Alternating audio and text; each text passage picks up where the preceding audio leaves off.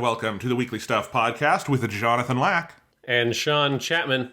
We are here to talk about stuff. This week on the show, we have a ton to talk about. We're going to catch up on some of our favorite video games of the last month, Super Mario Bros. Wonder and Insomniac's Marvel's Spider-Man 2 for the PlayStation 5. Some great games that we gave first impressions of, I think, 3 weeks ago on the show. But we have both finished 100%ed, played the shit out of those games, so we will talk about those. We have some news, including the end of the actors' strike, Marvel collapsing in on itself, Warner Brothers collapsing in on itself, the movie industry just in general being unhealthy, and some other stuff, including some Doctor Who talk, because I think both of us, the return of good Doctor Who is close enough that I think you and I are both kind of in Doctor Who obsession mode, so we have some stuff to talk about there. First, some housekeeping. Japanimation Station is finishing part 1 of Season 4 this week with our review of Clannad After Story, which is the second season of Clannad. And if you have not seen Clannad yet, it's a masterpiece. You should watch it. You should listen to our podcasts. I thought after our first Clannad podcast, well, surely the one for season 2 will be shorter because we got all the history out of the way, blah, blah, blah. The Clannad After Story episode is almost 4 hours long. But that will be premiering tomorrow night, Tuesday night, November 14th. I'm sorry, I'm trying to do the math on the fly here. Yes, 14th. At 7 p.m. on Japanimation Station. That'll be fun. Are you excited for that, Sean?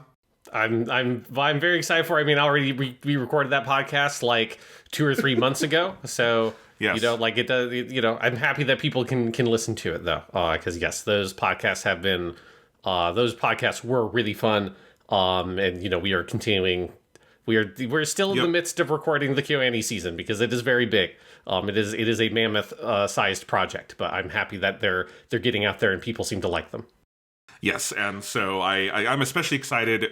Part 1 is finishing with all of we're doing the key visual novel adaptations, which were Clannad, Canon, and Air. Then we're taking a week off for Thanksgiving, and then you will hear our reviews of The Melancholy of Suzumiya Haruhi and Lucky Star, and that's another 5 episodes airing through the end of the year, and those are some of my favorite podcasts we've ever recorded for anything, so if you're not subscribed to Japanimation Station's Kyoto Vacation, you should be. Yes, it is very good. Yeah. I also have my book I just want to remind people of, 200 reviews. It has 200 reviews in it. It's very long. The print version is 760 pages. Sean, give me a random number between 1 and 700. 328. 328. Let's see what's on that page in this book. That is the review of Kumiko the Treasure Hunter, which is a film about, if you've never seen that, that's the Zellner Brothers movie about, it's not a real story, but it's like a kind of myth, a local myth in Fargo, North Dakota, of a woman from Japan who got obsessed with the Coen Brothers movie Fargo and came to look for the buried treasure. I actually really like that review. That's one of my favorites in this book. But yes, there's a lot in here. If you have not read 200 reviews yet, you can get it on Kindle for $10. There's a bundle on Ko-fi for $10, and then the paperback is $25. But it is very nice and very substantial. You could kill someone with this thing. So you could kill somebody, and just a disclaimer: there are more than 200 reviews and 200 reviews. So people should know that going in. Again, I have slight quibbles with this, but that's okay. All right, you can listen to our episode on that if you want to hear more. Sean, let's talk about some stuff. What have you been up to? A lot, I guess. I've been. We've got obviously have the video game conversation. I mean, so I played. We'll save that Spider-Man for later. 2. Yeah. I've been continuing to trek my way through Baldur's Gate 3. That game is fucking gigantic. It is really good. I don't know if I have like a huge amount to add on to what I've said about it before. but it is, yeah, it's a great game. It's also just like a hard game to fit into your life when you're also trying to do a job and shit. And I wish I wish I was in high school so I could have the time to play the game and like really commit to it rather than having to do like an hour to 2 hours at night, which is a very slow pace for how huge that game is. But it is very much worth taking that journey. I'm in Act 3 now. Although the game, something I didn't know, and I wish I had known this because it made me confused for a while about how far into the game I actually was. The game is split into 3 acts, but the game doesn't tell you that. So people talk about there's Act 1, Act 2, Act 3, and the game technically is structured that way. But it doesn't have like a title card that comes up at some point that tells you, and now you are in Act 2. So for a very long time, I had no idea, am I still in Act 1? Like, because I feel like if I'm still in Act 1, I've spent like 50 hours in Act 1. And no, it is basically anything in the Shadowlands area is Act 2. Because I was like right at the end of that section, still not sure. It's like, am I still technically in Act 1? Because it sure feels like I played a whole second act of this game. And then it's like, okay, no, yes, this clearly is Act 2. So I finished all that stuff. I'm on the outskirts of the city of Baldur's Gate. I'm currently investigating a murder that is pretty interesting, and there's a lot of cool ways you can approach this sort of like murder investigation involving all these weird cultists that are killing people and taking severed hands and all this kind of shit. There was a clown who was murdered, and I found his torso, so I need to go give that back to the necromancer lady that runs the circus that the clown was a part of. There's a lot going on, a lot of ins and outs into that case. So yeah, Baldur's Gate 3 continues to be fantastic, and I also want to shout out Genshin Impact Update 4.2 came out last week. That's the update that basically finishes the main storyline for Fontaine, the new region, and adds Farina, who is the god of water. You can get her now, so she's part of the polls for the gacha mechanic. And that story and that conclusion to that story is fucking fantastic. And the way that it changes, it takes a very different approach to some of like the bigger world building stuff in Genshin and does some really different stuff with the kind of power structure of that nation in a way that is really fascinating. It's something I appreciate about Genshin is it is not letting itself become formulaic with the structure of the nation stories that I think you very easily could fall into all of these are kind of set up and have the same sort of overarching plot line structure because they're all about you going to these different nations. You meet the god of that nation. The Fadui are involved in some way. They want the god heart or whatever, the Gnosis, I guess it's called in the English dub. And then at the end, usually the Fadui get it. But there is, and so a lot of those overall beats are technically there in the Fontaine story, but it is very different. And it really shakes up a lot of the sort of bigger picture stuff in that story. And then Farina is just an all-time great character. Like what they do with her is phenomenal. And I'm constantly impressed each time they do a new nation and they add a new god, how good they are at developing those god characters, because they're some of the best characters in the game, both in terms of mechanics, but also more importantly in terms of their story and their personality. So Genshin Impact is still kicking ass, is something I wanted to say. Awesome. I do not doubt it. That sounds great. I know my brother's been playing that and loving it as well. So one day I will find time in my life for it again. Maybe. It's very good. You should find time in your life so you can meet Farina because she is great. That's awesome. Yeah. Can we talk about Doctor Who? Sure. Yeah. Let's talk about Doctor Who. Okay. We've got two different Doctor Who things to talk about. Okay. You've got your Doctor Who and I've got my Doctor Who.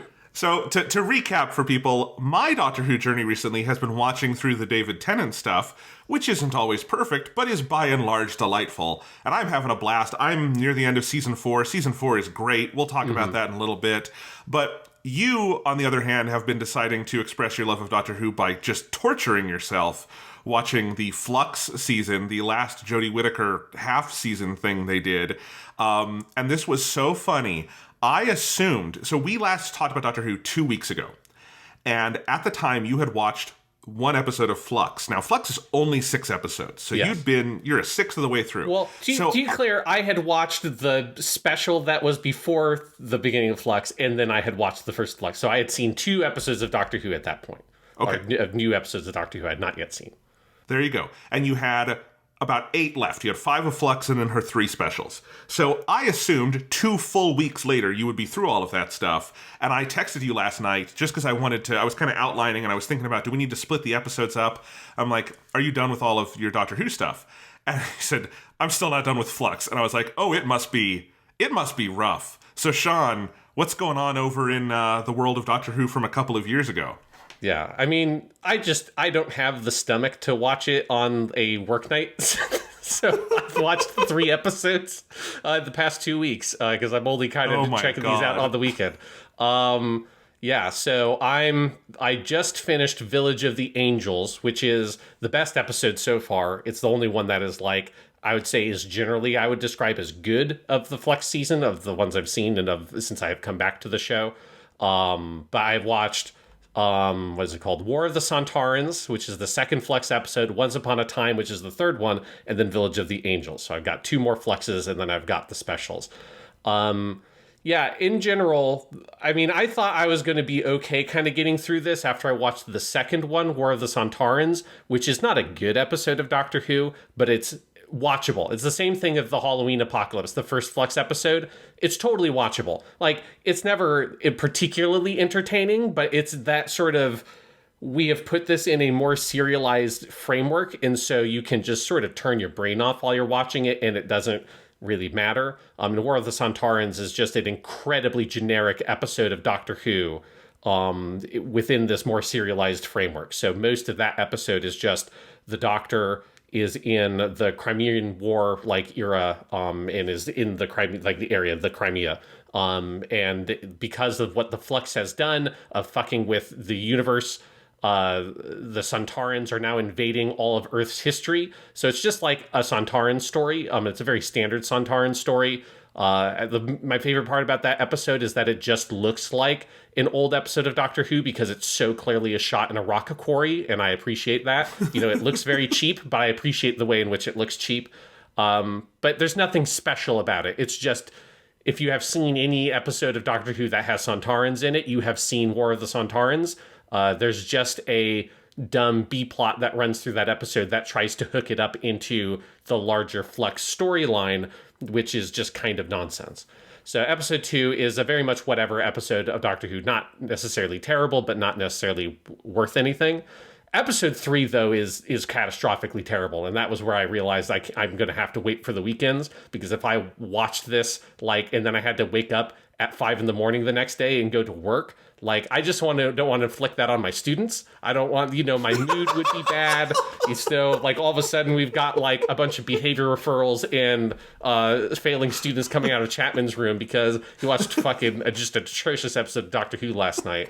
Because also keep in mind, these episodes are an hour fucking long. So you're not getting that little 42-minute, classic RTD episode length. That's, even if you get a stinker, well, it's 42 minutes. You can suffer through it. Once you're getting to an hour-long episode, that's just fucking brutal. That makes a big difference in terms of the end user experience. Once Upon a Time, which is episode 3, is just so dreadfully bad because it feels like it's Chris Chibnall trying to write a Stephen Moffat style episode, that it's timey-wimey in that kind of way, but he just doesn't have the chops for it. And there's a structural complexity to any piece of writing that is trying to do something with time travel as a plot device and as a sort of plot mechanic that Chris Chibnall just can't do because he is terrible at writing plots. It is why he did the Flux season, it feels like, is he realized he doesn't know how to write a plot. So as long as you're doing a serialized storyline, you don't have to deal with the plot for much of it because the plot is something that gets to happen later and you just get to fuck around and write some scenes. And that's what most of the Flux stuff feels like, is I don't have to actually resolve the War of the Sontarans episode because that episode doesn't have a real resolution, because it's I don't have to. I don't have to do the third act of the storyline. I just get to say the third act's going to happen later. And then you go to the next episode and it has nothing to do with War of the Sontarans. So he has sort of decided, I don't want to have to actually write the plot lines, so let me structure the season in such a way that I don't have to do that until it's all going to obviously catch up to him, and I just know the season finale is just going to be fucking terrible. But Once Upon a Time, what it does is the story, such as it were for that episode, is that the Doctor jumps into a sort of fractured timeline because all of time is falling apart because of dumb bullshit. And so her, and then the three sort of supporting characters, Yaz and Dan, who are the normal companions. And then you've got this character, Vinder, who I don't really know what separates him from being a companion. Like, I don't know why Dan is a companion and Vinder is not. That's just how they like marketed the season, I guess, because Vinder is basically in all of them, and he functions exactly like a companion, but he's like from the future, I guess, and so they were just like, oh well, we need a normal middle-aged British dude, so here's Chris Chibnall needed a self-insert character, Sean. He lost Graham, so he needed Dan. Yes, but Dan, Vinder, and Yaz, they are spread throughout their own kind of like distorted versions of their own past, and then the Doctor is seeing a distorted version of her own past, which then ties into all the timeless child shit, because there's a whole part of the retcon is that there is a whole sector of her history she knows nothing about, because she's not actually a Time Lord anymore. Now she is some sort of ancient being from outside the universe or some nonsense that worked for like the space CIA called the Division, and then she has no memories of that. So her part of the timeline and her part of the plot, which is the only part the episode is actually invested in, is about exploring that whole nonsense, and that connects to who the villains are of the Flux, who they are bad guys who fought the Doctor in her like previous lives that we do not yet know about really. The non-canonical part of the Chibnall stuff that we are pretending never happened.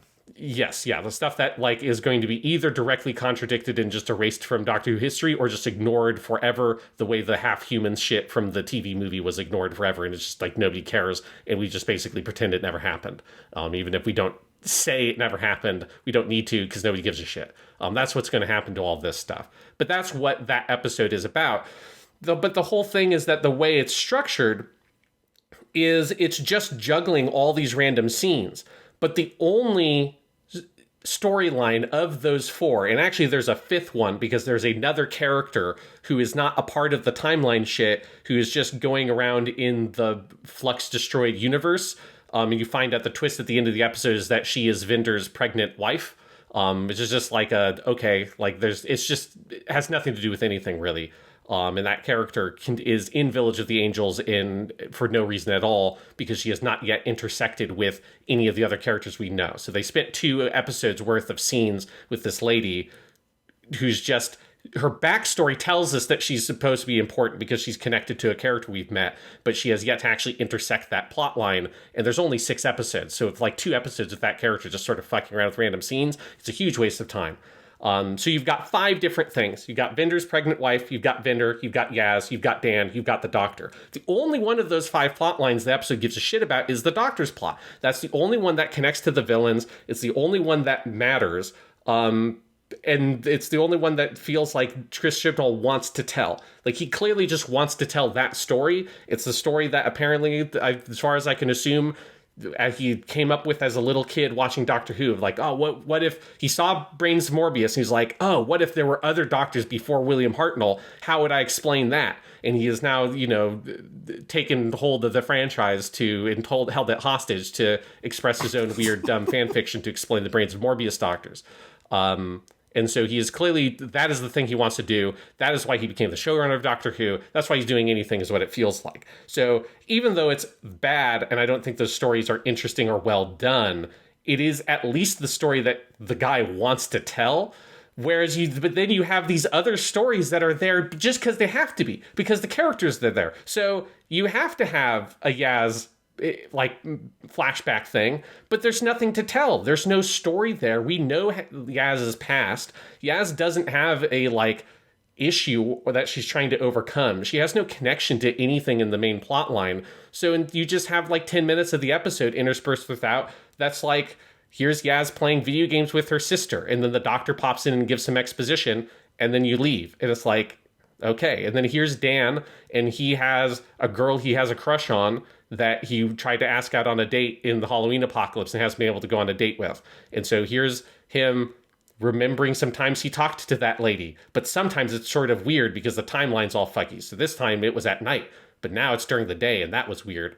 And then you've got Vinder, and he's like a space cop guy, and his whole backstory, which at least this one, there's a plot line for it, is a super generic Training Day style cop plot about he was put as like a bodyguard or something for this superior who is super corrupt, and so he is asked to cover up some shit for this corrupt superior. He refuses to do it and wants to file a report, and that's what gets him sent in this sort of backwater station that we meet him in when we first meet the character. He kind of has committed career suicide. So at least there's a storyline there. It's just super generic cop movie story, but there's something to be had there. But the way that the episode is put together is just in such a haphazard way, flitting between these 5 different storylines. None of them have anything really meaningful to do with each other. Only one of them is one that it feels like the writer is actually invested in telling. And so it is just the biggest fucking waste of time. And because there's no rhyme or reason to how these storylines coexist or are edited between each other, it's sort of confusing without it actually being confusing. Because nothing complicated is happening. There's nothing weird. Like, it's not like you have to wrap your head around anything substantial to understand the concept of all these characters are reliving, like, distorted versions of their own past. That's a totally sort of bog standard science fiction kind of plot. You could do with timeline shit, you could do with weird dream sequences, whatever. You've seen it in a million sci-fi shows. But the way it's all edited together makes it feel like it's supposed to be confusing, but it's not actually confusing. But you end up being kind of confused by it. And that's, I think, the hallmark of a lot of Chris Chibnall's writing is there's nothing complicated happening, but it's put together in such a sort of stupid way that you end up feeling kind of befuddled by it at the end because you don't really understand what the point of any of it was. And so that was Once Upon Time, sorry, I just realized that there's no A in that title because I'm looking at it now.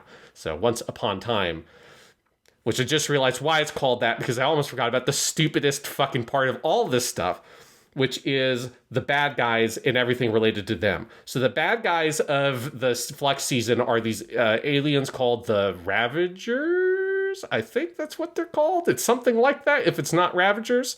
There's also a swarm. There's so many proper nouns when I go through the summaries. But yeah. I don't think anyone has called the swarm thing swarm yet, but there's like a swarm of like things that teleport people through time. That has not been actually explained or developed in an interesting way. There is a big robot thingy called Traveler. It's not, or sorry, Passenger. It's called Passenger. It's not called like the Passenger or a Passenger. It's just called Passenger, and it has like a bunch of people on it.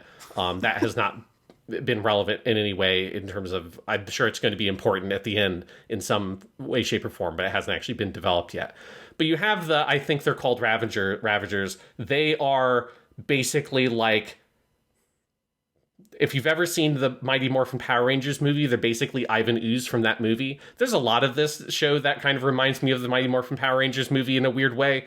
The whole aesthetic of the Chris Chibnall era and the aliens they create are so fucking ugly. And it's one of the many things about this era that reminds me a lot of the John Nathan Turner 80s era of Doctor Who, of just this very ugly, kind of mean aesthetic, particularly with the alien designs. And it's the exact kind of thing you saw in like season 11, her first season, where there's whatever the fuck that alien was called, that was the bad guy in the first and last episode of that season. It's the same exact kind of super generic and ugly looking alien design, and they just kind of suck.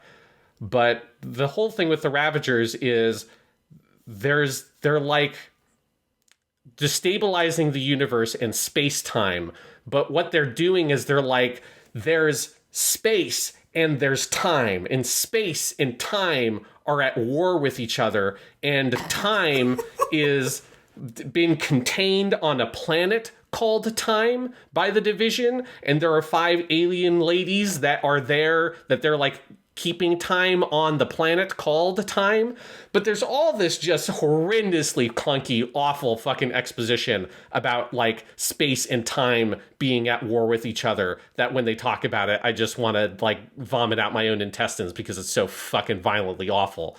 And that was like basically the reason why I couldn't watch another episode for like a full week, because it's just the idea of what they're trying to describe with space-time and them being like conflicting in some way, and that this is a thing that has to be resolved, that is destroying the universe, and it's just fucking so stupid. And it sounds like something like a 10-year-old kid came up with who'd read a like, physics for idiots book or something, and wants to write something about it. I mean, An Unearthly Child, the first episode of Doctor Who from fucking 1963, has a better understanding of what space-time is than this episode does. And I just can't, with this space and time being these, like, things that are separate and in conflict with each other, just is so abstractly meaningless, has no grounding in any of the concepts of space-time. And it just is... It is just a very Chris Chibnall kind of thing of coming up with a bunch of proper nouns, coming up with a thing that seems like it should be clever or something, but it's just violently, awfully dumb. And that's, it's the same thing of what the Timeless Child shit was with retconning the Doctor's entire backstory. And then the other thing with the Timeless Child shit was that at the end of season 12, that was all about that. The resolution of that storyline in that season was that the Doctor, who was obsessed with trying to discover what she didn't know about her own past, at the end realized that ultimately it's not that important, because these lives that she's forgotten doesn't change who she is today. And that's kind of what the resolution of that season was. Well, then you come to the fucking Flux season, and all of a sudden she's super obsessed with it. And most episodes have been about, like, dangling the promise of those memories in front of the Doctor and her doing things that are stupid and reckless to try to get them. It's like, well, we resolved this. That's what the last season was entirely about. And we resolved it at the end. And then now they're just sort of doing it again, but with the Ravagers instead of the Master, and spending a whole 6-episode miniseries on it rather than just basically a season finale. And it sucks.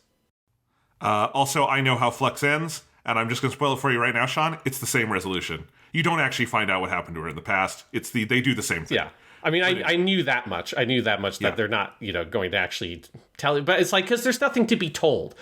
There's no story there. It's one of the reasons why that whole concept is stupid, is that there isn't actually an interesting story to be had about the Doctor having all these past lives she's forgotten and all that shit, and the Division and the Timeless Child and her being the root of all of Time Lord society somehow. There's just nothing there. It's a completely empty idea. Of course you can't tell a story about it. Now, one thing I do want to, before I get too in the weeds, I do want to at least shout out Village of the Angels. Did you have something to say, Jonathan? Yes, before we move on to Village of the Angels, I just want to say 2 notes I had. One, Ravagers apparently are the villains of this season. I just want to say, if you want some good Doctor Who, that is also the title of the first Christopher Eccleston Big Finish story. From the audio, now that we have Ninth Doctor having new adventures, Ravagers, that's a really good one. People should listen to that instead of watching any of the Chibnall stuff.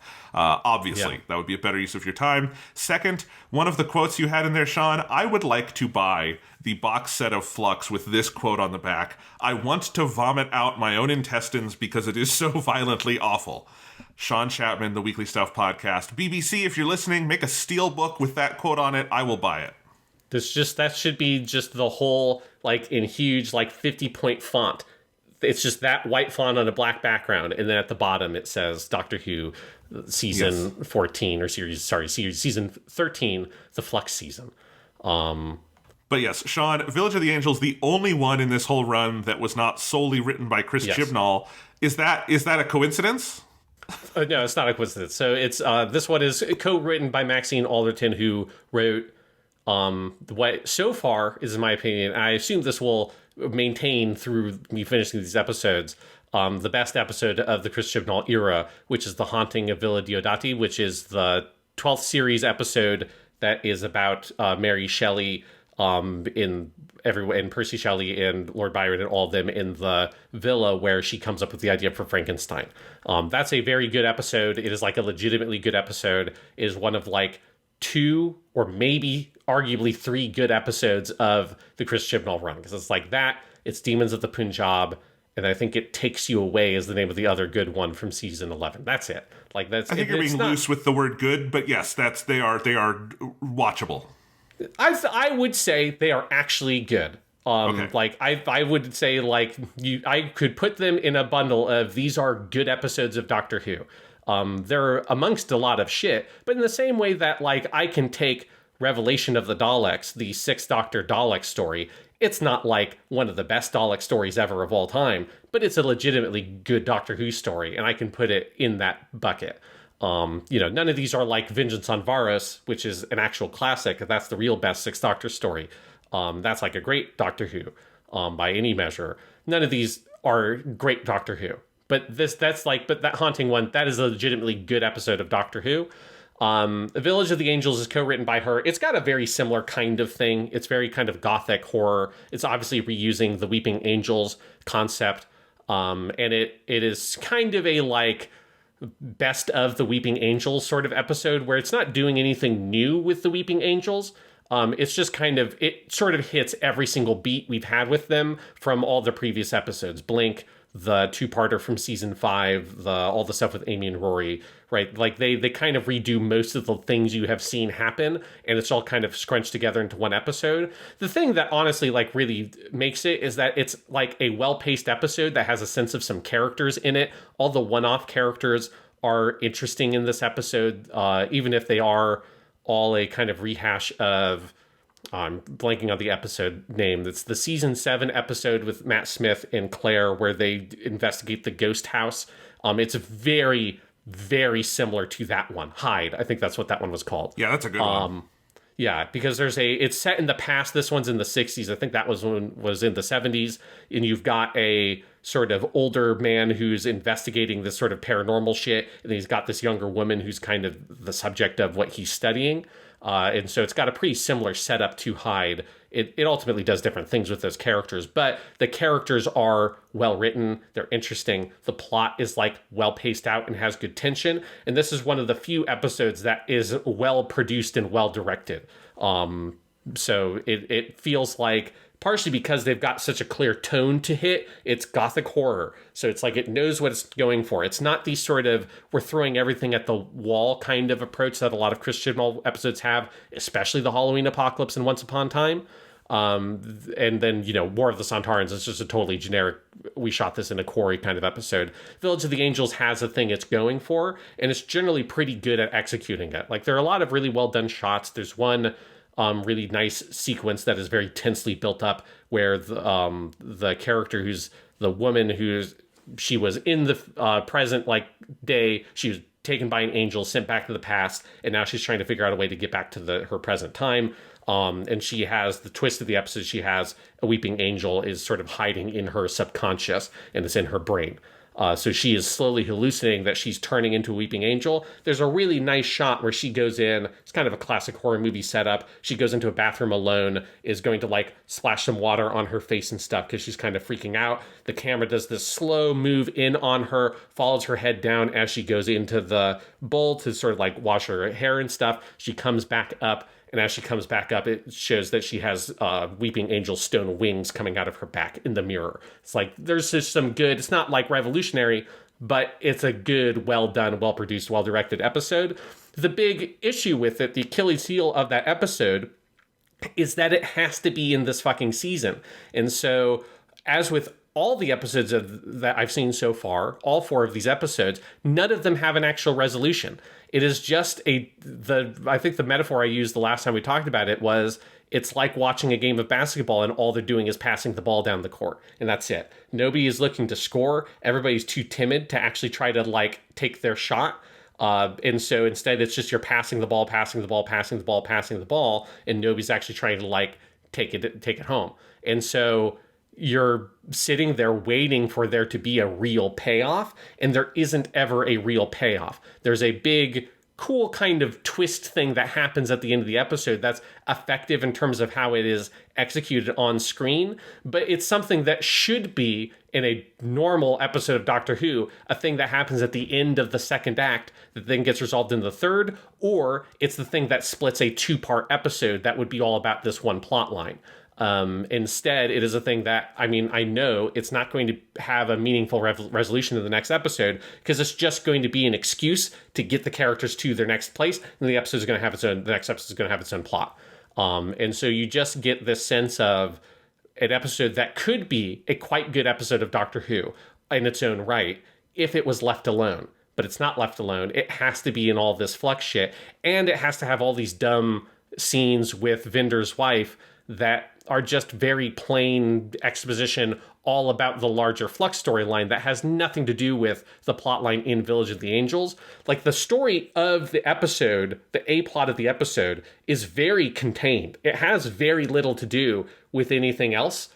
which is one of the reasons why most of it gets to be good. The Ravagers never show up in that episode. They're other than in the Avengers' Wife storyline, you see one of them briefly. But the Village of the Angels, that stuff, it's good if it just gets to be left alone, because Maxine Alderton, I hope that they bring her back. I want to see this writer be able to be served in a season of Doctor Who that has a good showrunner that knows what they're doing, because that's also the biggest problem with the Haunting episode, or previous one, is that it's mostly a good episode of Doctor Who, and then at the very end it has to spin, because this is the one that leads into the finale. It has to spend its last minutes setting up just one of the worst finales of any season of Doctor Who of all time, if not the worst.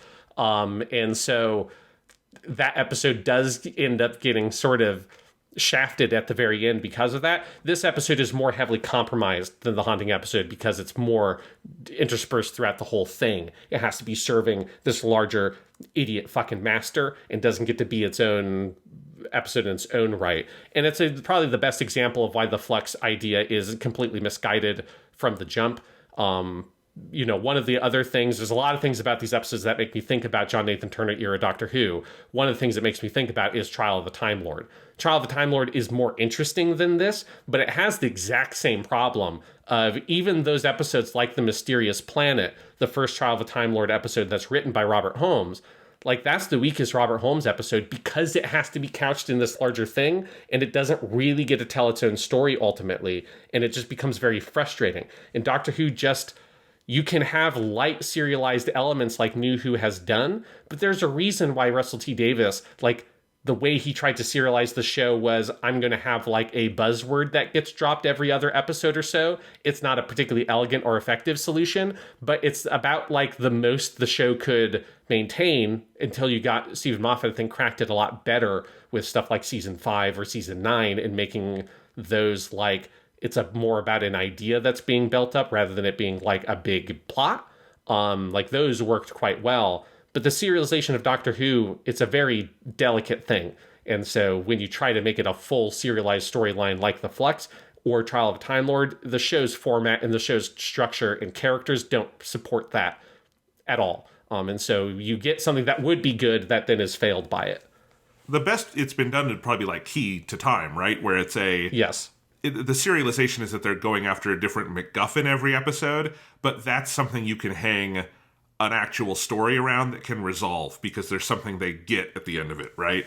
Yeah, and you can watch any of the Key to Time episodes totally divorced of that larger season, right. And it truly does not matter. The only one that's not as much the case for is the last story, which that makes sense. But all of the like Ribos Operation or the Power of Kroll, like Pirate Planet, those are great stories. You can watch them on their own, outside of the context of anything else with the Key to Time, and you are missing absolutely nothing, because all you have to know is the Doctor and Romana are looking for this thingy, and that's it. And which works. There are lots of episodes of Doctor Who that start with that premise regardless and are part of a larger storyline where the Doctor's like, oh yeah, there's a thingy. We got to go get it. Let's go drop off on this place and go get the thingy.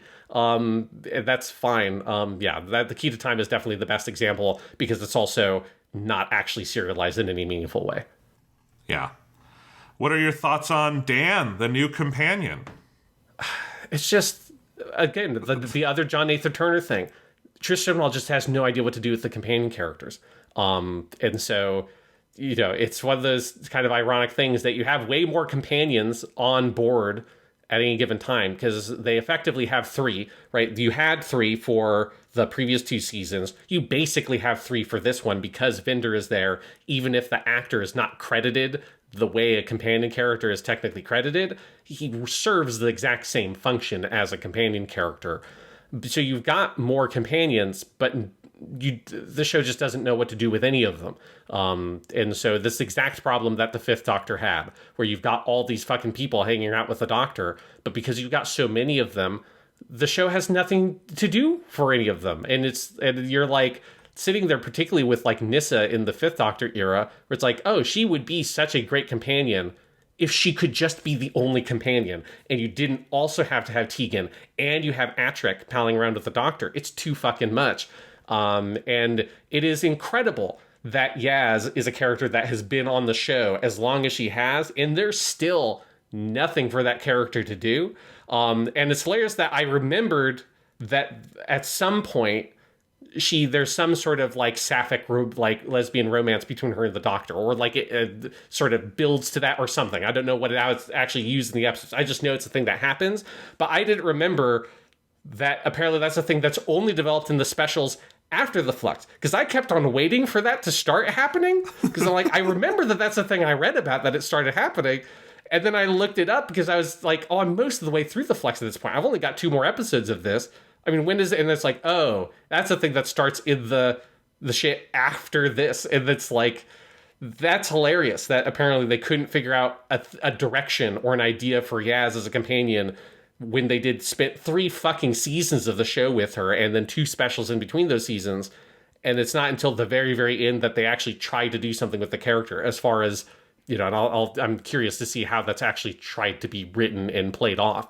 But there's no hint of it so far in the Flux stuff. And yeah, it's just like the companions are nothing. Dan, played by John Bishop. I mean, John Bishop is interesting. Like he as a performer is like funny, and he's got some charisma to him.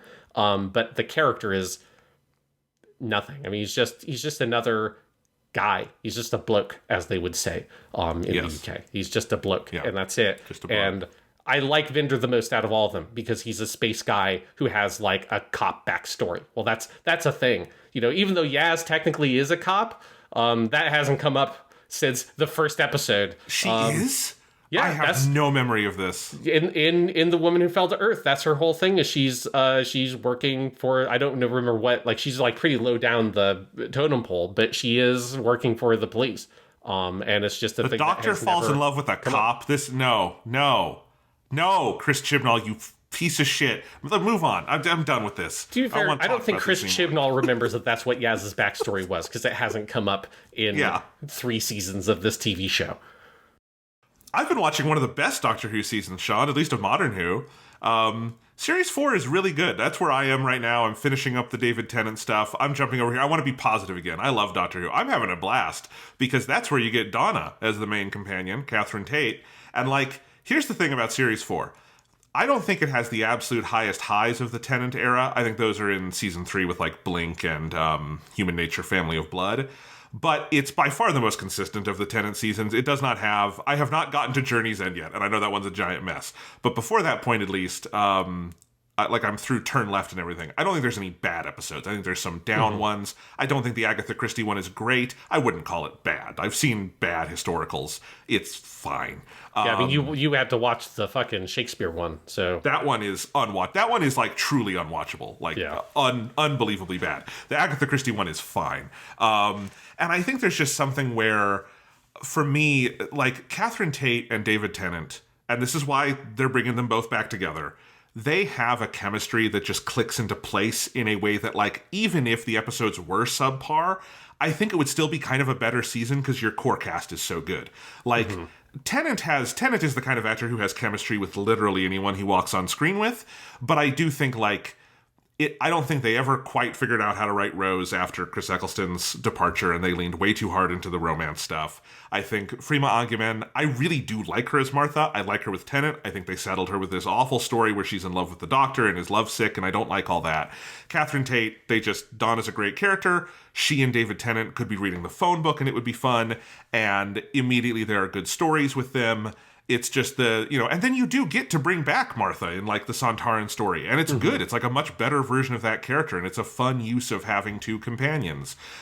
She's also there for the Doctor's Daughter one, which I badmouthed on Twitter when I was early in the episode. That episode is actually okay. It gets, as it goes along, I think it gets better. But anyway, so, like, it's a good season, it's solid, and then it builds to a phenomenal stretch where you have the Silent in the Library 2-parter, which is the origin of River Song, which I don't think I've watched since The Husbands of River Song aired, which is her final episode. Alex Kingston's... I mean, they could always bring her back, but for now, it's her final episode. That episode it's such a magic trick, Sean. It hits so hard now in a way that, like, that was always a good story. It's always a great Stephen Moffat two-parter. But, like, when River Song is now the longest lasting character on screen, like, she was around for more years than Tennant was or anyone else in there. There's something about going back to that one and it being her ending that is ridiculously powerful, even though it was done first. It's that is a good example of Stephen Moffat at his best, definitely. Yes, yeah, because I went back through all of the RTD stuff when Peter Capaldi was leaving, and so that was the last time I watched all of those. And yeah, I definitely remember that effect of, oh shit, like this actually like really does feel like it all connects in this way that is pretty crazy, you know, especially with her last sort of speech about the Singing Towers of Beryllium and the sonic screwdriver he leaves her and all that stuff. Like the couple of hooks that Stephen Moffat left, I think, are so perfectly picked up on in the Husbands of River, or the Husbands. Yes, the Husbands of River Song. The Husbands of River Song and Wedding of River Song are very similar titles. That is, for me, I forget which one's which sometimes. Very different episodes. One is great. One is less great. Yeah. But the River Song storyline, like, it's kind of insane how effectively that all works, because it's a thing that seems like it shouldn't actually work out, but it totally does. It's also it's the low resolution of RTD era Doctor Who means that you can't really see anyone's facial features well enough to tell who's aged and who hasn't. So, like, it doesn't matter that Alex Kingston is technically physically younger in that one. You can't notice anyway with any of these people. So no, it would not matter either way. To be clear, I'm just making fun of the resolution of those episodes. But that's a great two-parter. And then you have Midnight. Yeah. Sean, true or false, is Midnight the best episode of Doctor Who Russell T Davies has yet written? Oh, yes, absolutely. Yeah. I've always been of that opinion, but for sure. Yeah, for whatever reason, so I had not seen Midnight since high school. That's the last time I saw it. Oh, wow. Yeah. I had not seen it since then, and I don't think I responded to it well back then, because I hadn't seen most of the season 4 stuff. I've seen Sounds in the Library multiple times, and I've seen Fires of Pompeii because it has the fun Peter Capaldi is in it. Yeah. So I'd gone back to that one. All these other ones I have not seen in like 15 years. Midnight is a unbelievable masterpiece. Like, it does a lot of what Russell T Davies does well. It has some very funny social satire with, like, the tour bus they're on trying to play all these entertainment things and the Doctor killing it. It has some fun social satire with, like, the way... Well, it's not fun, it's also very dark, like the way it becomes about sort of the sort of hive mind of all these people becoming afraid.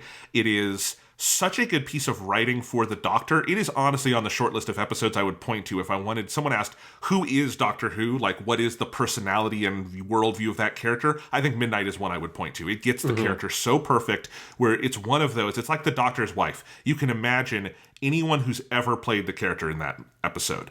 David Tennant does it phenomenally, but I can imagine Matt Smith, I can imagine Tom Baker, I can imagine Patrick Troughton, any of them, right? It's so good. And then it is also genuinely terrifying. I think it's probably the scariest episode of modern Who. I think there's probably some ones from, like, classic Who, the Hinchcliffe Holmes era, that are on the same level, but, like, it's terrifying. Like, and there's no special effects. There's none. There's just one set, and it's just people talking. But it is like the whole conceit of someone on this tour bus is infected by some kind of alien that shouldn't exist and starts repeating everyone's words. And it is the creepiest thing. And because the episode effectively has no denouement, it like resolves, they live, the Doctor is okay at the end, but it like notably ends on a note that most Doctor Who's do not go out on, where the Doctor is still shaken, doesn't know what happened. Donna tries to joke with him and cheer him up, and he says, don't. And he's like fucked up. Like, I was planning to watch more Doctor Who last night. I had to like get up and walk around. That episode like fucked with me. It's like top 10 of all modern Who. It's incredible. You know, RTD is coming back. He's writing new episodes. We'll see if this stays true. For now, fucking goddamn, where did that come from? Yeah, it's so good. It's one of those where it feels like he let himself get a little bit loose with it, right? Because, you know, he, with his ear on the show, he typically just only kind of really wrote the big episodes, like the finales and stuff. And so he doesn't have more as much of like, Moffat always kind of left himself a spot in the season to do his episode, like Listen. And so you got a lot of really good kind of one-off Moffat episodes in his years. And I wish that RTD had given himself a little bit more space to experiment as a writer like that, because, Midnight is just such a fucking masterpiece episode. And it's a shame that we didn't get more of those from him in that time frame, right? And it makes sense, he's writing a lot of fucking Doctor Who. But I wish that he let himself kind of cut loose a bit more as a writer, because he's so good when he does. And it's one of the things that makes me really excited that he's coming back, because I feel like there is still a lot of untapped potential from that well, right? Like, I feel like, by the time we got to the end of Moffat's years, it felt like he poured absolutely fucking everything he had into Doctor Who. It's always felt like there was more that RTD could have done. And so I'm really excited with him coming back, because yes, Midnight is the thing to point to say it's like, RTD was not just the guy who did the like soap opera-y stuff and like the big bombastic finales. He had these other things he could do too. You just didn't see them all the time in those big finale episodes. Yeah, the only other one in his run that's kind of like that is Gridlock from season 3, which I also really like. I think it's one of his other better scripts. But Midnight is a masterpiece. It is also by far the most Big Finish-esque episode of Modern Who. Like, I can so easily imagine it as like an 8th Doctor audio story. I mean, it has some similarities to stuff like Chimes at Midnight or something. But like, it's conceptual in the way Big Finish is allowed to be conceptual because it's audio only. And Midnight, you could do it audio only. It's like the visuals are important and they matter, but it is, oh my God. Also, fun fact about that one, it is directed by a woman named Alice Troughton, not related to Patrick Troughton, the Second Doctor, but it does co-star David Troughton, the son of Second Doctor Patrick Troughton. I was watching the credits and I went, I have to look some things up, because there's a lot of Troughtons in this episode of Doctor Who. Who's related to whom? And I know it's like a common British surname, so it's not crazy, but it did make me laugh.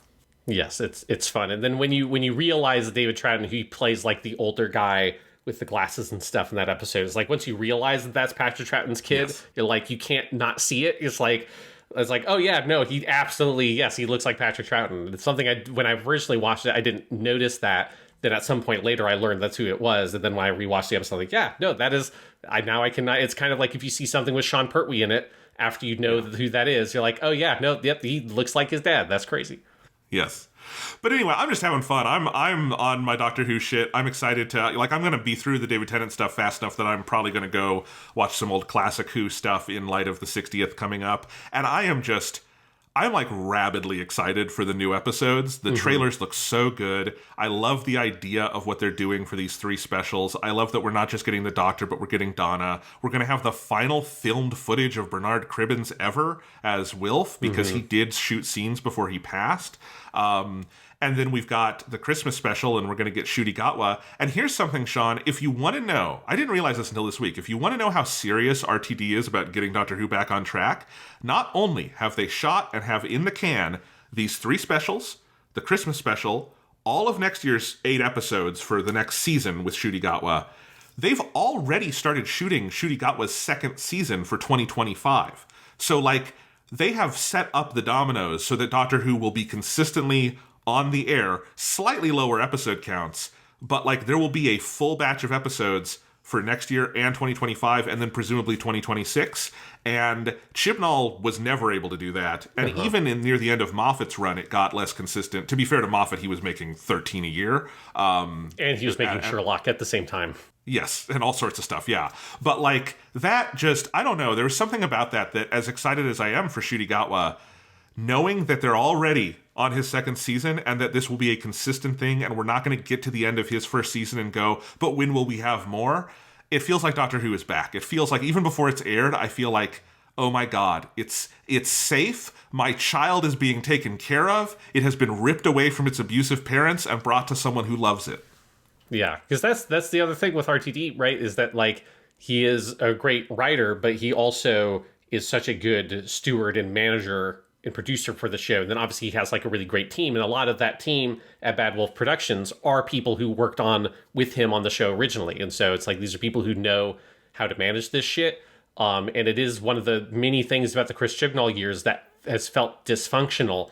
And, to be fair to them, obviously the Flux season has its whole own insanity because it aired with COVID, right? So that was part of the production that they had to deal with. So I have a lot of sympathy for that. But even before that, they had a lot of issues, as you say, with like getting the show out consistently. And there just always felt like it was not produced in a way that felt very effective. It was never marketed in a way that felt effective. And just like, I feel like Chris Chibnall and his team dropped the ball on kind of every different piece of the puzzle.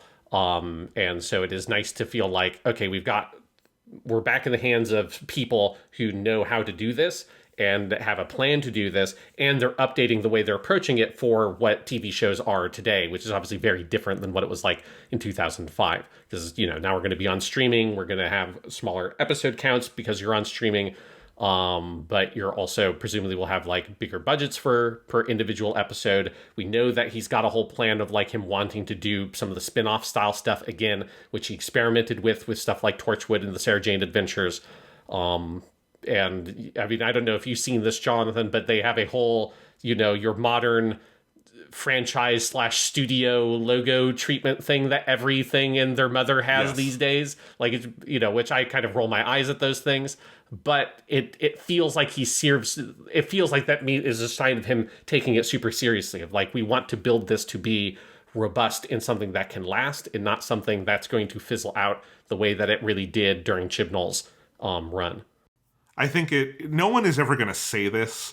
I think if you read between the lines, I think it's very clear that I think the options were either someone like RTD came in and effectively saved the show, including with outside financing, or BBC was going to cancel Doctor Who. Yeah. I think that's how far it had fallen. And I think if you look at the ratings and everything, like Moffat left the show in very good shape and it went downhill really fast. And it's a bummer, but we're back. We're back, Sean. I'm so excited. Yes.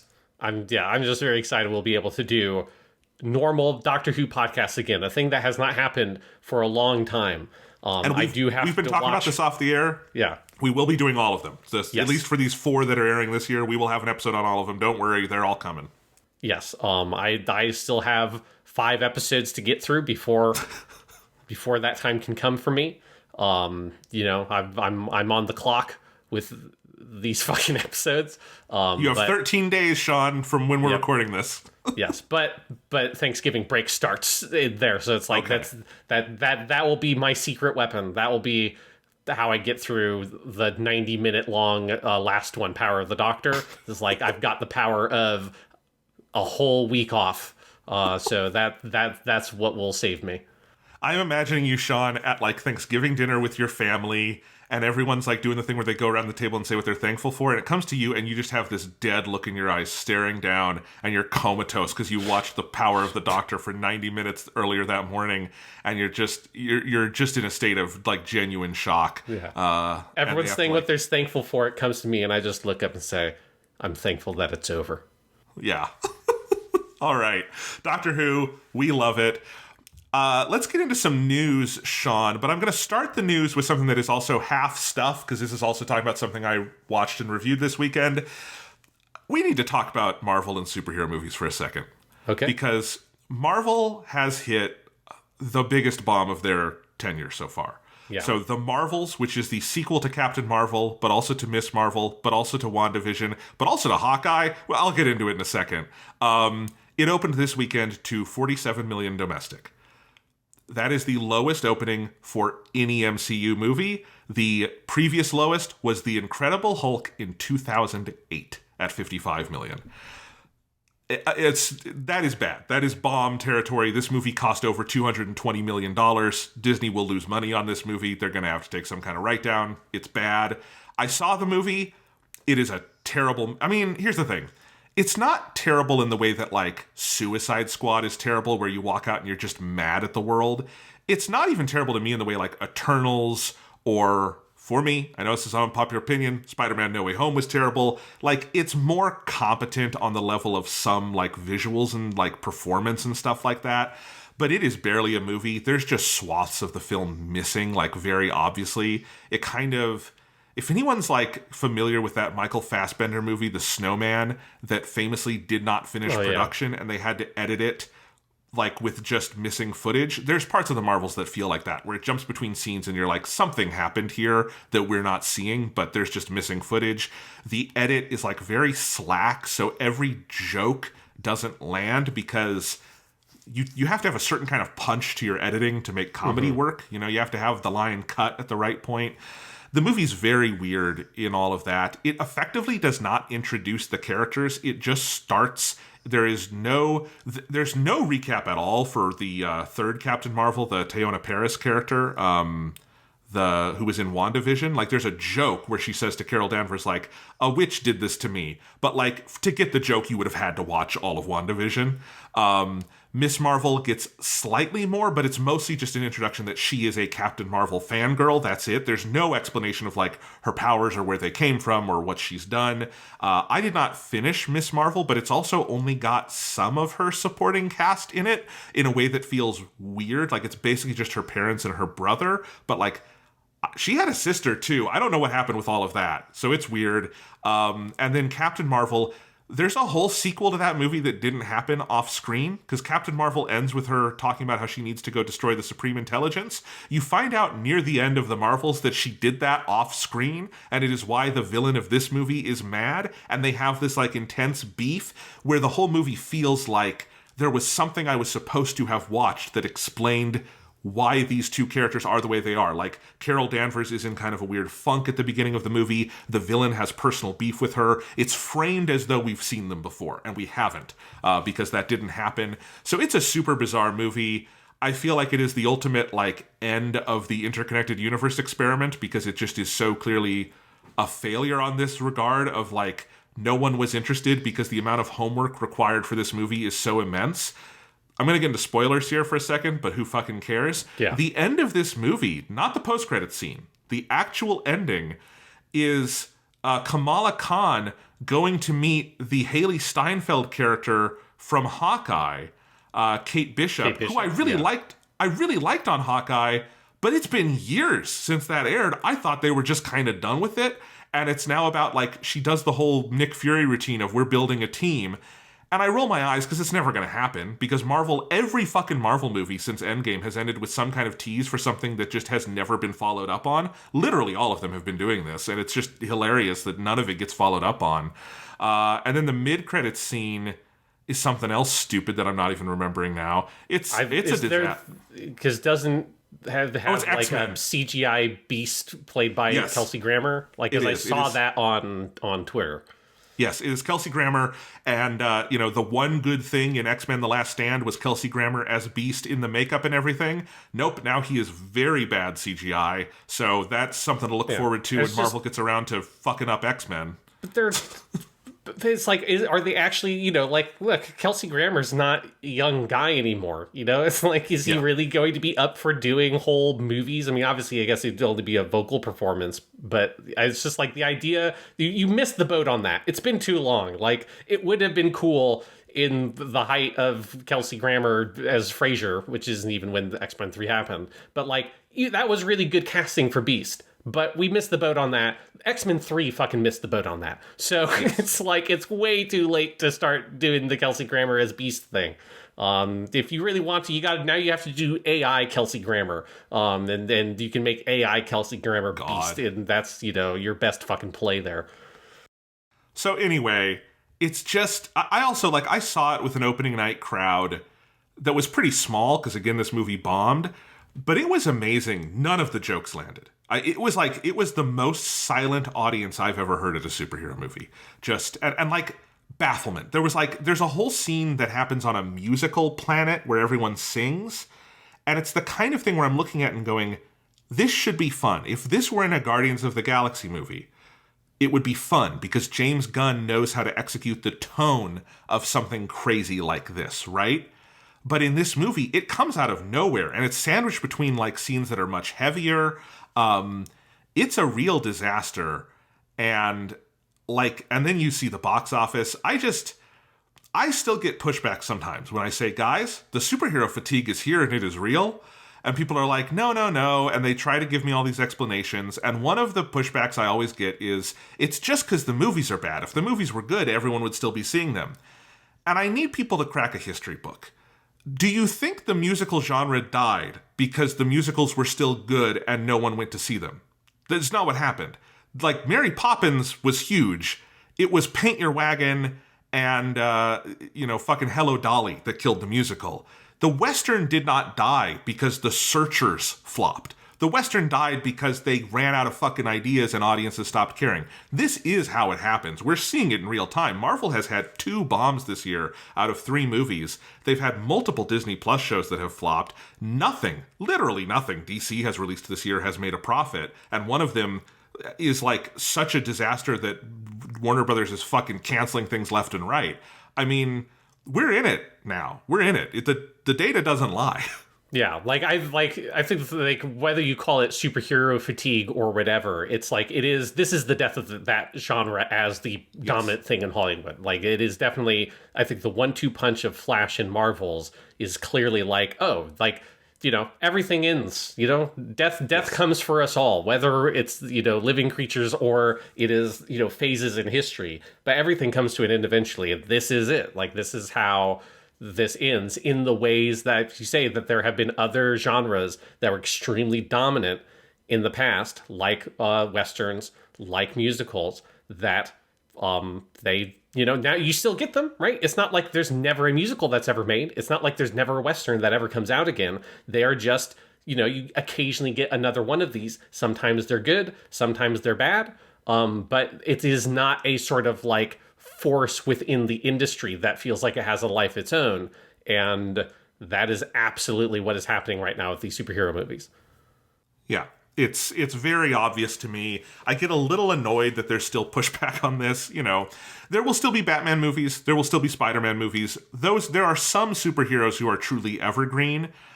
I think, I'm very curious by the time we get to James Gunn's Superman, what things look like. Mm-hmm. Because I think people think of Superman as evergreen. He's not in theaters. Superman has not had a true, unadulterated hit since 1980 with Superman 2. Superman Returns and Man of Steel both definitely underperformed what WB wanted from them. Even if they technically made a profit, they didn't do what they wanted. So we'll see. And I'm looking forward to that movie. I think it's got a great cast. I love James Gunn. I think he's the best in the business at this right now, by far. But it's a rough time. I also feel like every warning sign on Earth is out there right now that DC should be running screaming from the hills away from this interconnected universe thing. Mm-hmm. And I don't know why they're trying to make it happen again. Because I don't know, guys, if Marvel can't make it work anymore, you're not going to. You need to get back to standalone stuff. People don't want this interconnected shit anymore. They're telling you that. Yeah, or at the very least, you can't do what Marvel has been doing with it for a long time at this point. I think one of the biggest things is their Disney Plus strategy has just been a complete failure. Even if some of those shows are good, and I've heard that Loki season 2 is very good, and maybe sometime I'll check that out, but the sort of price it had for their interconnected storylines was completely fatal, because you can't follow all of it. It is not reasonable to expect a person to watch 3 to 4 movies a year and 3 to 4 miniseries on Disney Plus. It's just way too much content. And when you try to make it interconnected, people start to feel an obligation to see it because it's all interconnected. When it was just a couple of movies a year, and, the worst of those movies were movies that were fine. There was, for a long time, Marvel never had anything that felt like a bad movie. That's not a huge ask from the audience. And so your audience will go out of their way to go watch Ant-Man because they know, well, it'll have some element that will pop up later. Ant-Man will be in another movie I watch eventually. So it's worth it to go see the Ant-Man movie. And, it'll at least be fine. And so that's not a huge ask, and it's a good time in the theater.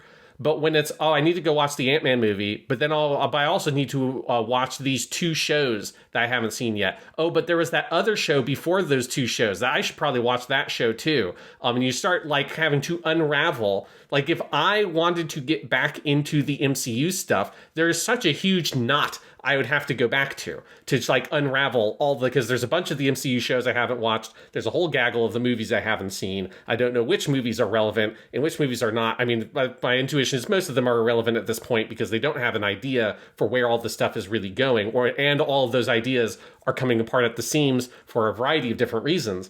But as soon as the dam breaks on that thing, as soon as the audience feels like, you know what, I'm just not going to watch that, well, then now you no longer have the obligation. Because once I've chosen, I don't need to see Ant-Man. Or, this like, I don't need to go see the Black Widow movie on Disney Plus. Or, I don't need to go see fucking WandaVision.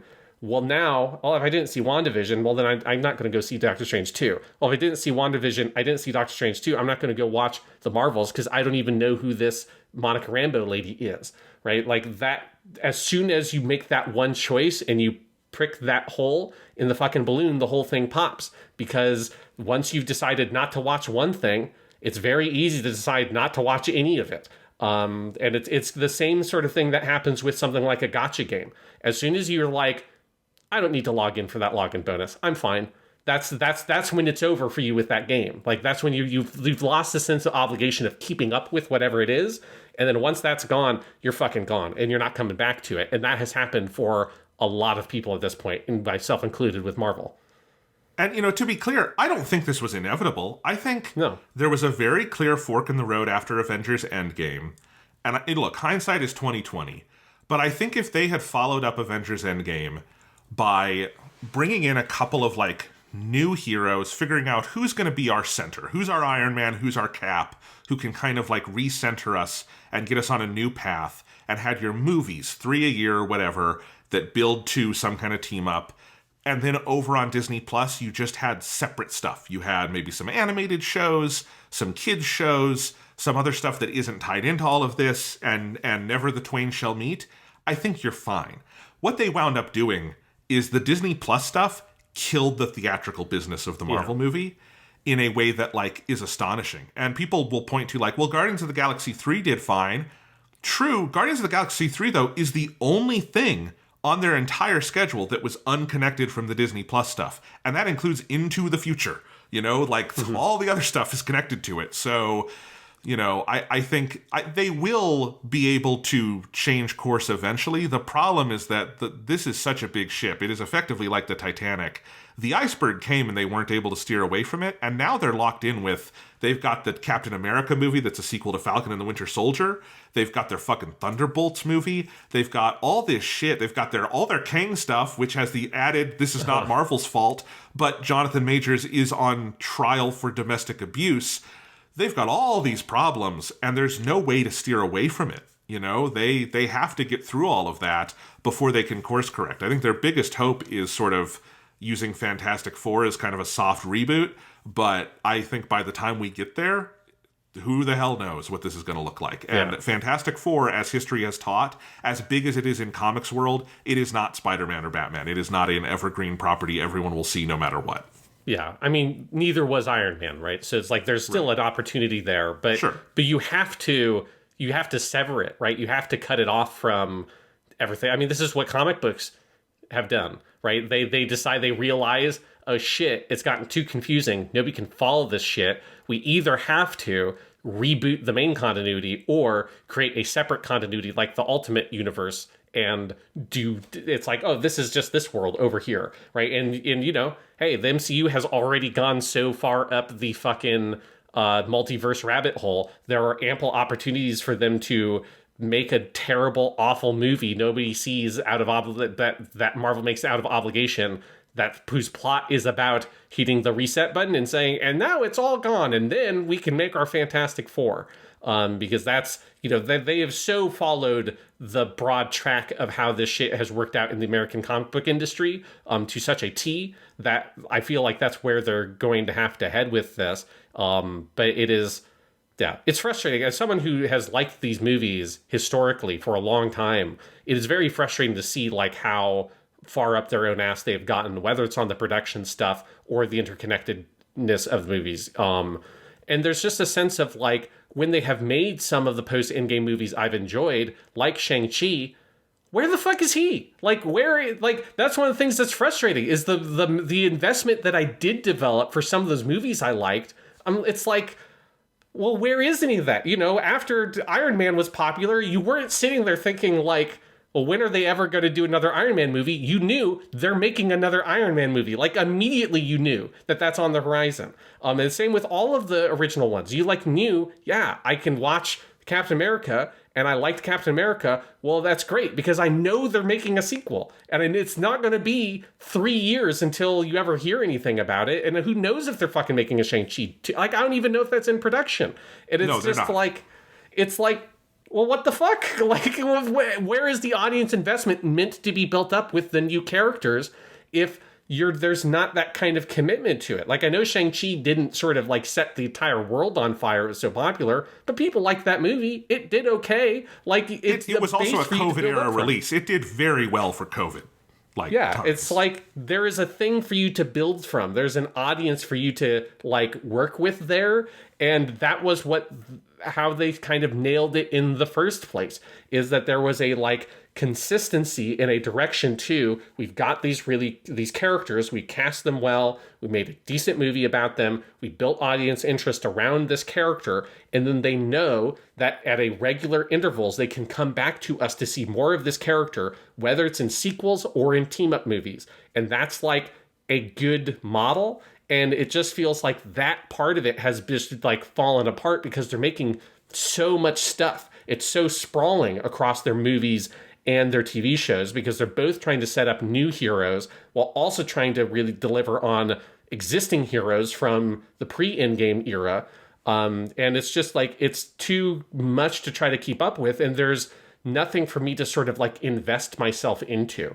And that is that's for me personally, as someone who was a fan of these movies, liked watching them. I think the thing that has killed my interest in it is one, they've started doing standalone movies or shows on properties that are so far afield, I'm not really that interested in them. And the production has gotten so poor that when I see a trailer for it, it doesn't grab my interest because I feel like I know what it is before I've actually watched the show or the movie. That's one part of it. The other part of it is I feel like my investment in watching the stuff is not going to pay off in getting more of the thing that I enjoyed about what I'm watching. And that was what used to be very reliable about the MCU, and that's just not there anymore. And so it annoys me because I would love a cool Shang-Chi 2. I would absolutely go watch another Shang-Chi movie. I'd love if Sam Raimi got to make another Doctor Strange. You know, that Doctor Strange movie, I know that there are a lot of people who didn't like it. I fucking like that movie a lot. I'd like a sequel to that. But I'm not going to go watch The Marvels in some vague sense of, well, one day a cameo from this movie might be in a sequel to a movie that I liked that I don't even know if they're making that sequel or not. My investment in the larger project has completely died. Yeah, I'm looking at, I actually didn't realize, in the last couple weeks they have rejiggered their schedule a little bit. The only Marvel movie next year is Deadpool 3. Which means, and I assume Deadpool 3 is going to be kind of its own thing, you know, kind of on the side. So, for all sorts of reasons, it's going to be R-rated, all that kind of stuff. And then for 2025, they've pushed Captain America and Thunderbolts. They need to cancel that fucking Thunderbolts thing. Don't spend the money. Yeah. They haven't shot it yet. They should just pull the plug. Don't do that. That Captain America thing is half shot, so I guess they have to finish it. I would have told them not to do that. I think they just need to put all their eggs in the Fantastic Four basket and build from there and kind of cancel everything else. Because Fantastic Four does give you the space to start over. Mm-hmm. I don't mean literally set the continuity blank, but I don't know, maybe also, who the hell knows what the best move is. But at least those are characters you can springboard from. All this other stuff is a bad idea, and we'll see. Again, 2025 is a ways away. Who the hell knows what the industry looks like by then? But yeah. Yeah, it is going to be. I am looking forward in the 5+ years from now when whatever, and YouTube 2, when we finally get the sequel to YouTube, the YouTube 2 video that just does a deep dive into all of the post-credit scenes that were never followed up on in this era. Yes, because it's like every movie, as you said before, and I haven't even watched all of them, but all the ones I have seen post Endgame, they all have some fucking post-credit scene that you watch and you're like, well, this is never happening. This is never Sean, ever going to get followed up on because none of those, they're not working on those movies. So it's like No. they cast people that end up in these cameos in these fucking post-credit scenes, and they'll do a little, you know, before there was the SAG-AFTRA strike, they would do a little marketing thing around like, oh, now we can say that whoever the fuck it is Cleo in Doctor Strange. It's like, well, are they still going to be interested in playing this character in 10 years or whatever the fuck you'd be able to get around to actually making the movie? No. So don't do the fucking post-credits scene. Don't have, like, whoever the fuck it was who is just like, oh, he's going to be Hercules at the end of fucking Thor: Love and Thunder. It's never going to happen. Like, why bother? If you have no actual plan on how that character is going to be used, don't fucking just throw them in for some random cameo so some actor can just put it in their fucking resume of like, I'm part of the MCU. When it's like, it's just sad at this point because it feels like if you're looking at this sinking ship and you just get a bunch of actors who are like doped into signing their name onto this fucking character that is never going to have anything done with. You're forgetting the best one, which is Eternals, that ended with Harry Styles as Thanos' brother, along with Patton Oswalt as his little, like, dwarf friend. My guess, Harry Styles not coming back to the MCU. No. Yeah. All right, enough talk about shitty superhero movies. Speaking of Hollywood business, the actors' strike is over, which means Hollywood's hot labor summer has finally come to an end. I wanted to go through, I had a link open here, let me see if I can find it again, of sort of the details of the SAG-AFTRA sort of resolution that they came to. It's very different, obviously, than the writer's strike for all sorts of reasons, because that was a different, set of arguments that they were having. But it is still a pretty big deal that they got. So here's some of the summary points. This is from CNN Business. It's got $1 billion collectively in new wages and benefit plan funding and a participation bonus for actors on successful streaming shows. That last part is similar to what the writers got in terms of success-based residuals. It has a 7% raise in most minimum payments. There will be a background actor wage increase of 11% effective immediately. That was actually a pretty big deal. And then also the final sticking points were all around AI and like CG performers. And so this is reading from CNN. For the first time, the contract includes consent and compensation guardrails for artificial intelligence. Studios will have to provide informed consent for the creation of any kind of digital replica of a performer or background actor with a specific description of the intended use. Compensation for the replica will vary. Notably, the contract also protects background performers from any use of their digital replica without their consent. Those were sort of the final sticking points, and I definitely breathed a sigh of relief reading that they got that through, because I feel like that was a disaster waiting to happen. There are still ways the studios could fuck with things, but like, thank God they got some of that stuff through in this contract.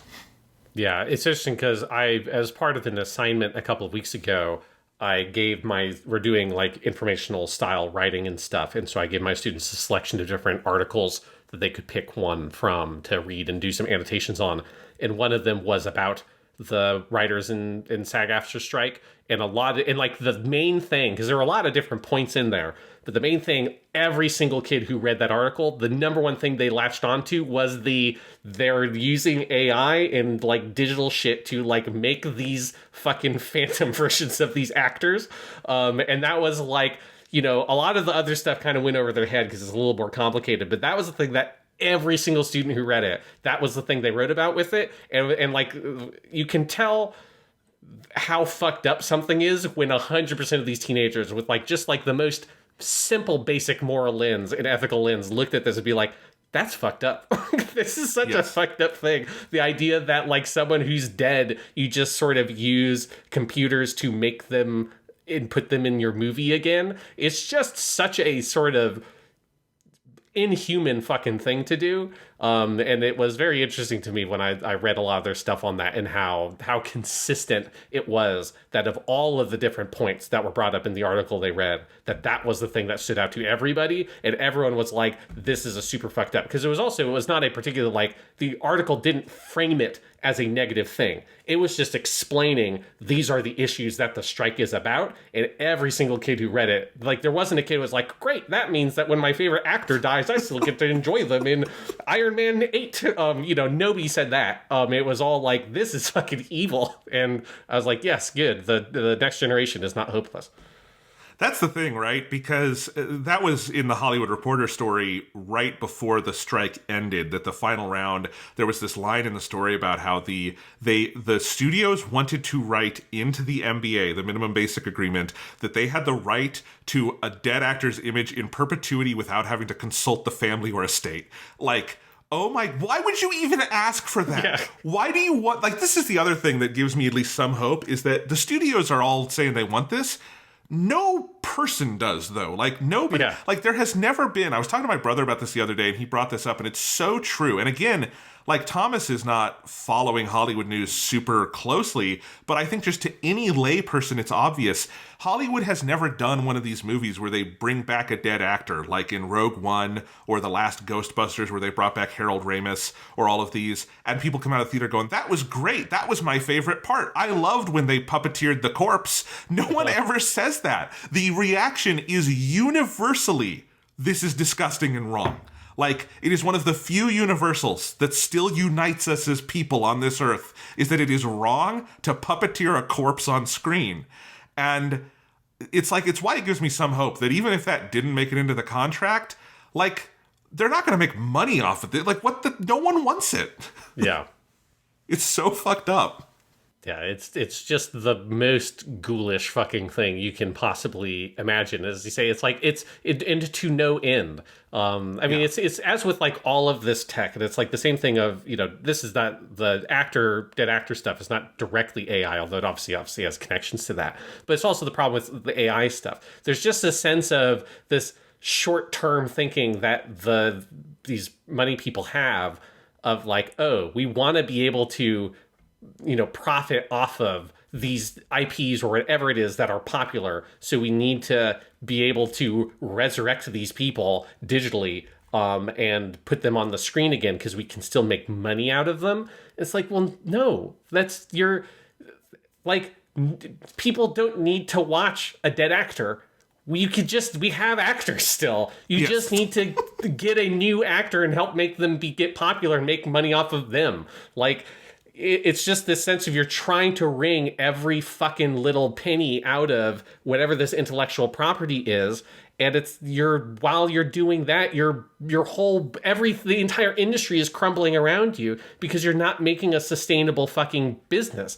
Because if all you're doing is trying to wring every last penny out of the little discarded pieces of old IP, well, what's going to happen once you've wrung the last penny out? You don't have a new IP. You don't have new projects. You don't have new creatives and actors that you have nurtured and brought up through your system. You don't have anything anymore because all you've done is wrung out every last piece of all of the old shit. That's the exact problem with AI. That's like, what happens once the AI destroys the entire news industry and nobody's writing articles anymore? Where does the AI get the fucking shit it steals from? It's not being made anymore. It's like, if you're not promoting and creating an industry that can be self-sustainable, all you're doing is fucking lighting a match while you're standing in a room full of fucking gasoline. It's like, you fucking idiots. And it's like the fucking SAG-AFTRA is saving Hollywood from its fucking self by getting this agreement through, because if Hollywood pursues that path to its logical conclusion, you end up with fucking nothing, and nobody wants to see movies because it's full of bad AI-generated dead people. Who wants to go watch that shit? It's so true. And I think this relates to our final news item today, Sean, which is that Warner Brothers, David Zaslav strikes again, has shelved another movie for a tax write-off. I'm going to have an aneurysm explaining this, I think. But there was a movie that was finished.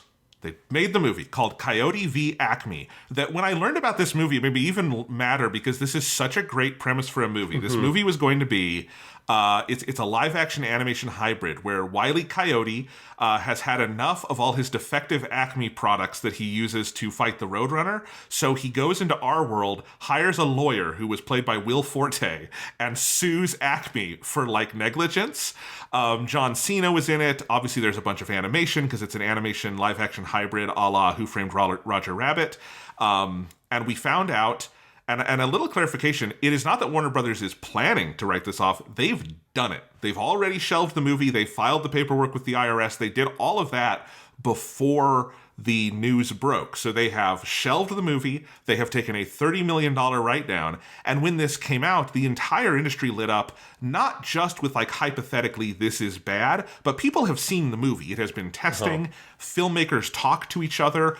All of the buzz was positive. It was testing way above average for movies that test in Hollywood. Audiences who had seen it really liked it. Other filmmakers really liked it. To be clear, I don't think the movie needs to be good to not deserve this. I think a terrible movie, this would also be bad to do too, but it's just like extra awful to do it to a good movie that clearly could have made money. And just for those of us with short memories, this is the third time they've done this in the last year. They also canceled the Batgirl movie and did this, which was, and again, finished movie, they did this. And Scoob Holiday Haunt, animated movie, sequel to the last animated Scooby-Doo movie, also finished. Finishing an animated movie and shelving it is a different kind of evil, in my opinion. All just on a shelf somewhere so that they could take a pretty small tax write-down. And I think this one is extra, like, rage-inducing to me because it's Looney Tunes. Warner Brothers wouldn't fucking exist without these characters. It would be like Disney taking Mickey Mouse out of Disneyland. It's like, this is your fucking history. This is the most important property you own. And you're doing this to fucking Looney Tunes after you've done it to Batman and Scooby-Doo. Like, who's next? When do they do the write-down on the Harry Potter movie? It's every big property they have, they're doing this to. And the idea that they thought there was more value to be had in a $30 million tax write-down, you really thought you couldn't make at least $30 million on a Looney Tunes movie, then stop making movies. It's just like, get out of the business. If you think it that low of your own abilities that we cannot market this to make minimum $30 million in profit off of fucking Wile E. Coyote, then why are you running Warner Brothers? Why are you in the movie business? It would be like McDonald's getting rid of the Big Mac. What are you talking about?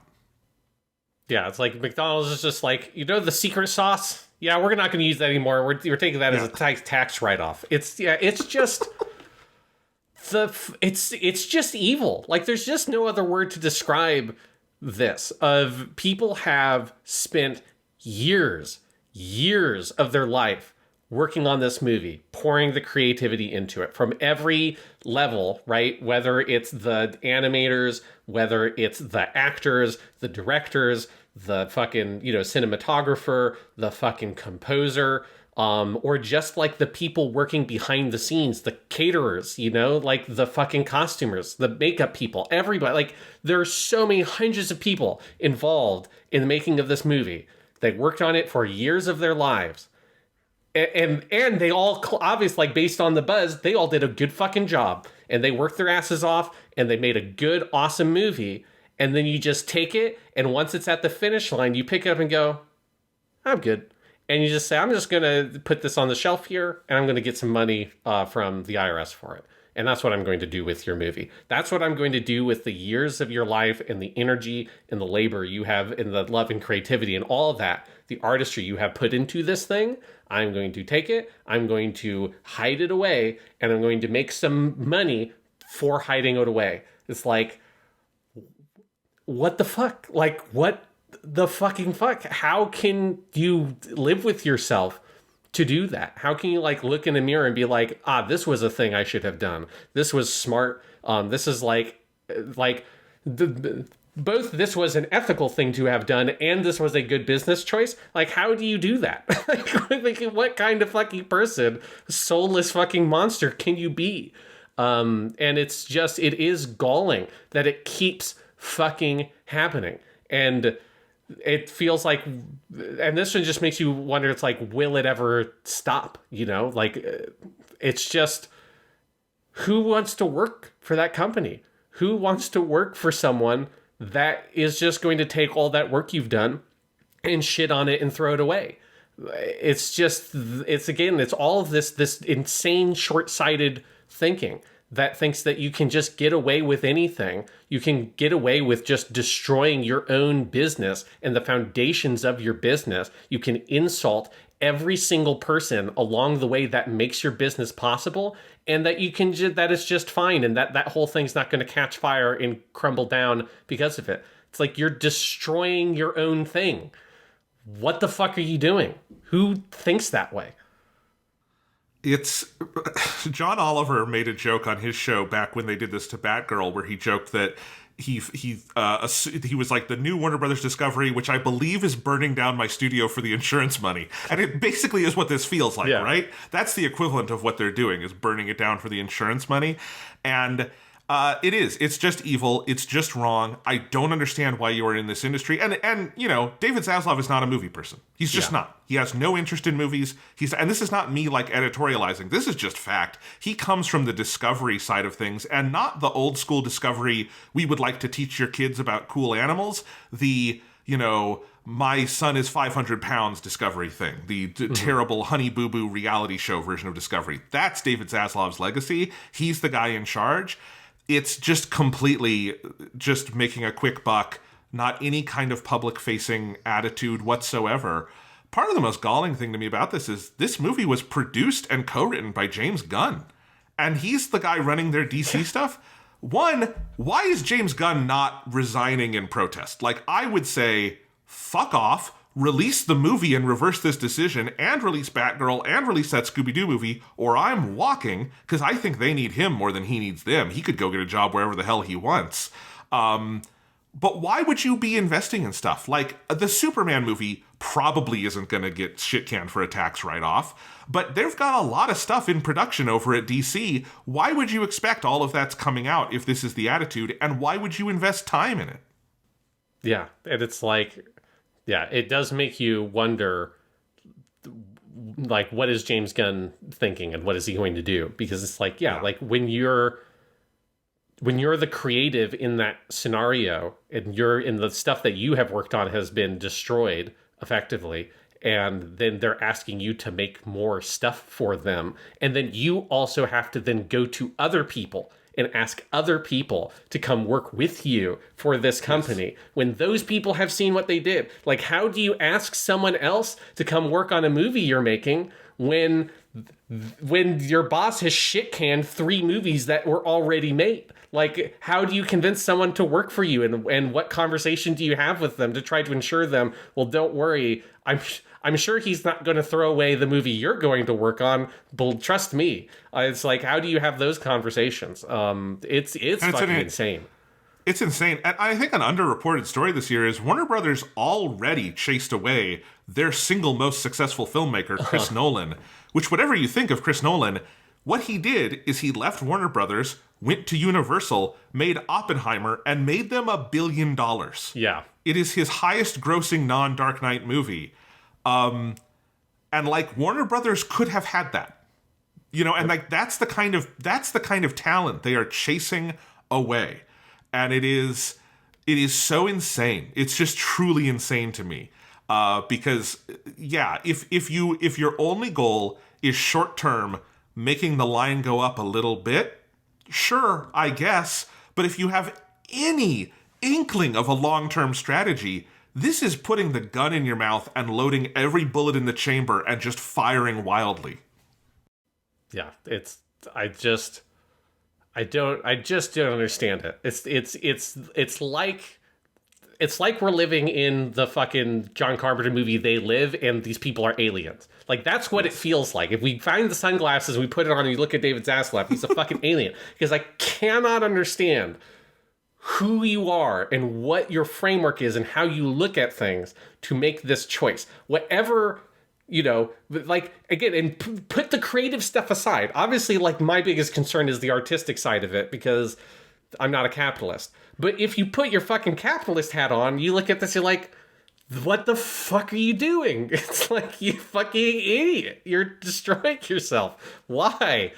It's just, God, it's like, I take, your fucking, like, Victorian era awful fucking factory manager who's, working children to death. Like, at least that dude had a sense of what the fuck he was doing. Like, the capitalists these days just feel like they're in fucking La La Land.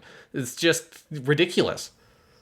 Yeah, right. Because the thing you'll hear from business reporters on this is that, well, Warner Brothers Discovery has a $3 billion debt they are trying to pay down, and that's why blah, blah, blah. $30 million out of $3 billion is literally nothing.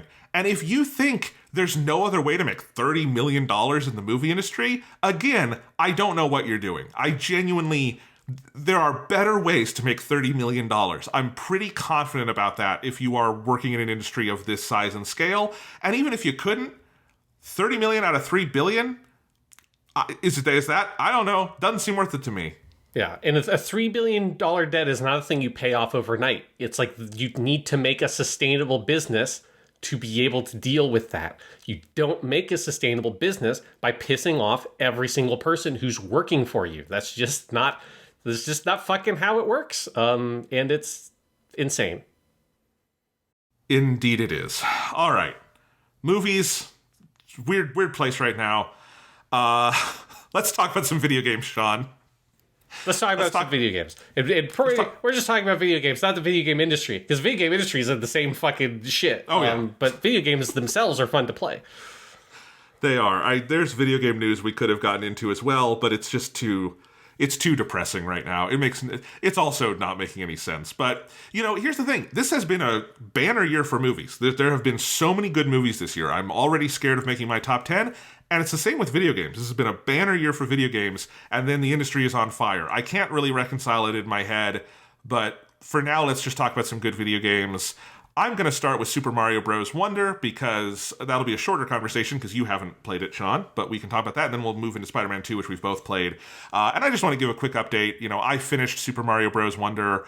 I completely 100%ed it, which was tough near the end, because that game, in, kind of classic Mario fashion, has a special world with challenge levels, and then kind of a final challenge level, and then what they call the final challenge level, which is a badge-a-thon, where there's this whole system in Mario Wonder where you get these badges that are different there's 3 sort of categories for them, ones that give you an extra move on your moveset, ones that change the level in some way, usually to your benefit, and ones that change the level in some way to your detriment, and makes it harder.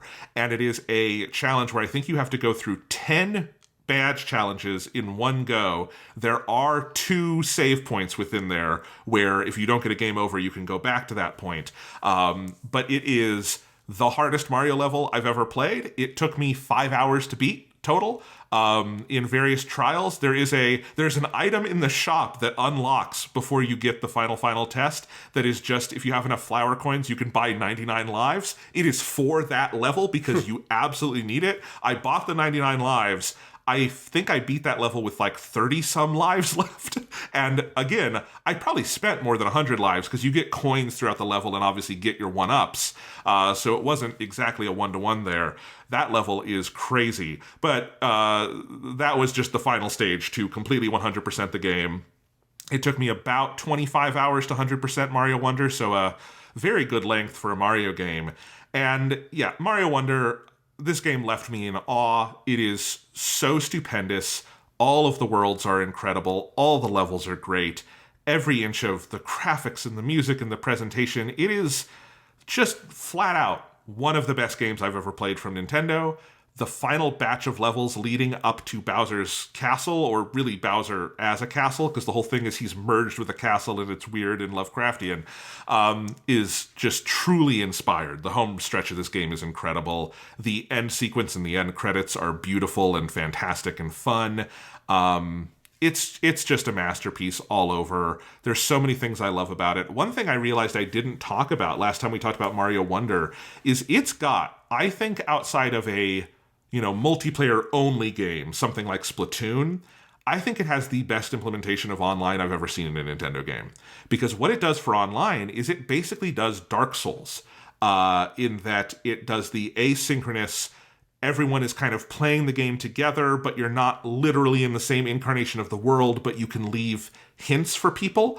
So the way they do it is, if you are online, and you should absolutely play the game online if you play it, is there are other like ghost characters in the level running through it with you, so other instances of players playing, a la Dark Souls. And you can leave these standees, which are also the main collectible in the game in the overworld, which are these, you like press down and Y, and Mario leaves a little stand in the world that is like a cardboard cutout, and you can collect different versions of them. But if you leave a stand, those can resurrect players if they die, and they're a little communicative thing that you can just leave in the world. Like if you get a secret block, you could leave it by the secret block and tell people, hey, there's something over here you should look for. And so it is a way you can, sort of quietly communicate. It is such a cool way to play a Mario game where even if you're not literally playing it with someone, and the game does have full-featured co-op and all of that stuff, online, offline. I have not done literal co-op yet because I don't know anyone in the real world who's playing it and wanted to do that yet. But even if you're not doing that, the whole game you feel like you're playing with other people in the same way you're playing Dark Souls. When you get to a hard level, or you're looking for one of the special coins and you're not sure where to go, you never feel like you're in it alone because other people are doing it for you. There's even sort of ways where there's points where people can kind of, if you're all banding together, you can create little like save points for each other. If there's like a really hard jump, someone will leave a standee and then everyone can use the standee. The big restriction and what makes it work is you can't use your own standee. You can't put one there to resurrect yourself. Someone else has to have done it, but that makes it very communal. And I think it's one of my favorite things in the game. And just, it almost feels like an alternate universe Nintendo who understands online play in a way they normally don't. Yeah, I mean, that's what a lot of, just looking from the outside in, of the Super Mario Brothers Wonder, it feels like a different Nintendo made this, like a more modern Nintendo. And I think a part of that is just like it's been such a long time since they did a 2D Mario, and the new Super Mario Brothers series was so sort of stayed in its style and stuff. But it does, there's something really sort of invigorated about Super Mario Wonder that sort of sets it apart from a lot of Nintendo's other stuff I feel like they've done recently. And part of that is seemingly that online integration as well. Yeah. I think, in my lifetime, I'm born in 1992. So for most of my life, the best Mario games have been the 3D Mario games. And they've always been very vibrant. Mario 64 and Galaxy and even the 3D Land, 3D World, and then Odyssey. And even like Mario Sunshine, I have a lot of issues with Sunshine. It's a very creative, high-effort, interesting game, right? It's a game that can be frustrating, but you're not going to look at it and go, boy, they cheaped out on this one, right? It's not New Super Mario Bros. U, right? And so there's been all that creativity there, but 2D Mario has been pretty staid. Like, I was thinking about this, Mario World is 2 years before we're born, and then I think the last kind of great 2D Mario that's not New Super Mario Bros. Is Mario Land 2 on the Game Boy, which came out 13 days after I was born. And so before you were born. So it is like a lifetime thing where I feel like Mario Wonder is the first time in my life 2D Mario has been at the level of creativity 3D Mario is, and maybe even more importantly, the level 2D Mario was back in the Famicom, Super Famicom day. Because it definitely feels like, kind of in the way Sonic Mania felt like it was a sequel to a line of Sonic games we just never got. This feels like the alternate world where Mario World spawned several sequels that kind of kept that ball rolling in a way that New Super Mario Bros., some of those are fun, but they don't feel like an evolution of Mario World. They feel kind of like a side-volution. Like part of, I think, the thing that like shows this for Mario Wonder is that other than the Fire Flower, every power-up in the game is new. They're not repeating a bunch of the old power-ups. Like, obviously, you're going to have the Fire Flower in Mario. Every Mario has the Fire Flower. But other than that, like, in this one, you have the elephant, you have the bubble Mario, and you have the drill Mario. And they're all really cool because they literally open up things in the level design that make you play differently. In the way, if you think about, like, Mario 3, the Tanuki suit made you play it differently than Mario 1. And Mario World's cape made you play it differently than Mario 3. And they finally did that again in a way New Super Mario Bros., they would have, like, the ice flower, but that's just the fire flower, but it's ice now. Yeah. Yeah, this is like, it's more like when they made the 3D World games or whatever, and they had Cat Mario. It's like they're like, let's do a new thing. Yeah, and they did 3 new things for this, because the 3 power-ups are all pretty cool. Yeah, one of the things I said when I was playing the game is that it's not...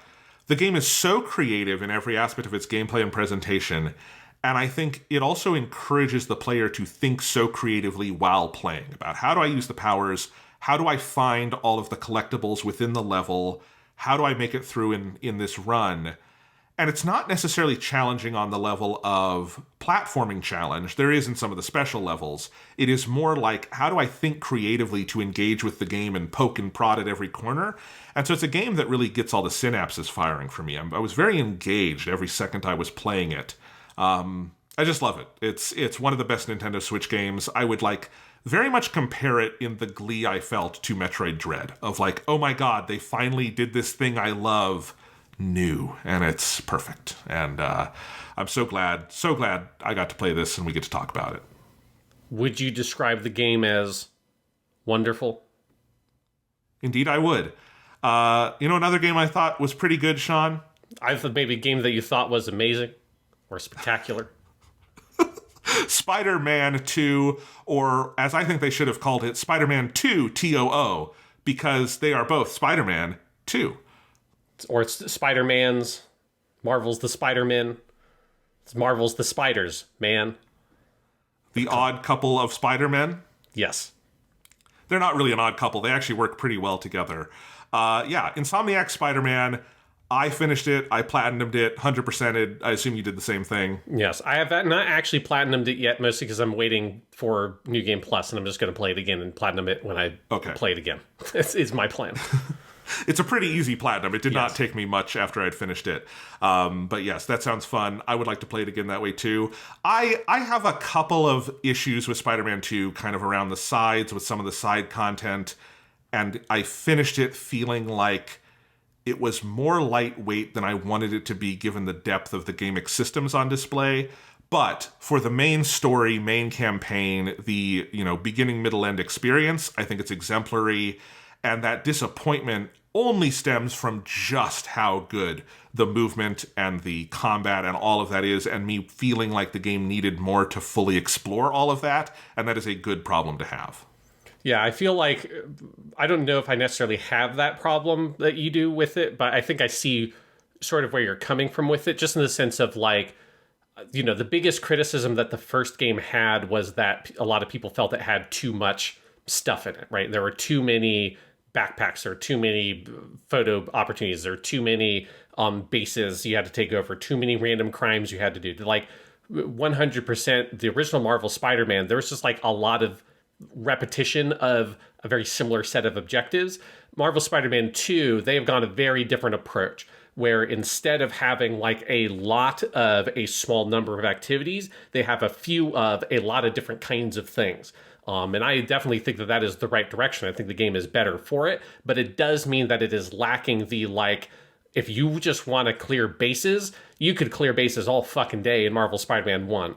There's 5 of them or something like that in Spider-Man 2, and then you've got the symbiote nest, and there's a couple more of those. But it definitely doesn't have the sort of we're just going to provide a space where you can just fucking go forever with these mechanics. They don't have a lot of different challenges. For instance, they've got a couple of those Mysterium things and they're only for miles.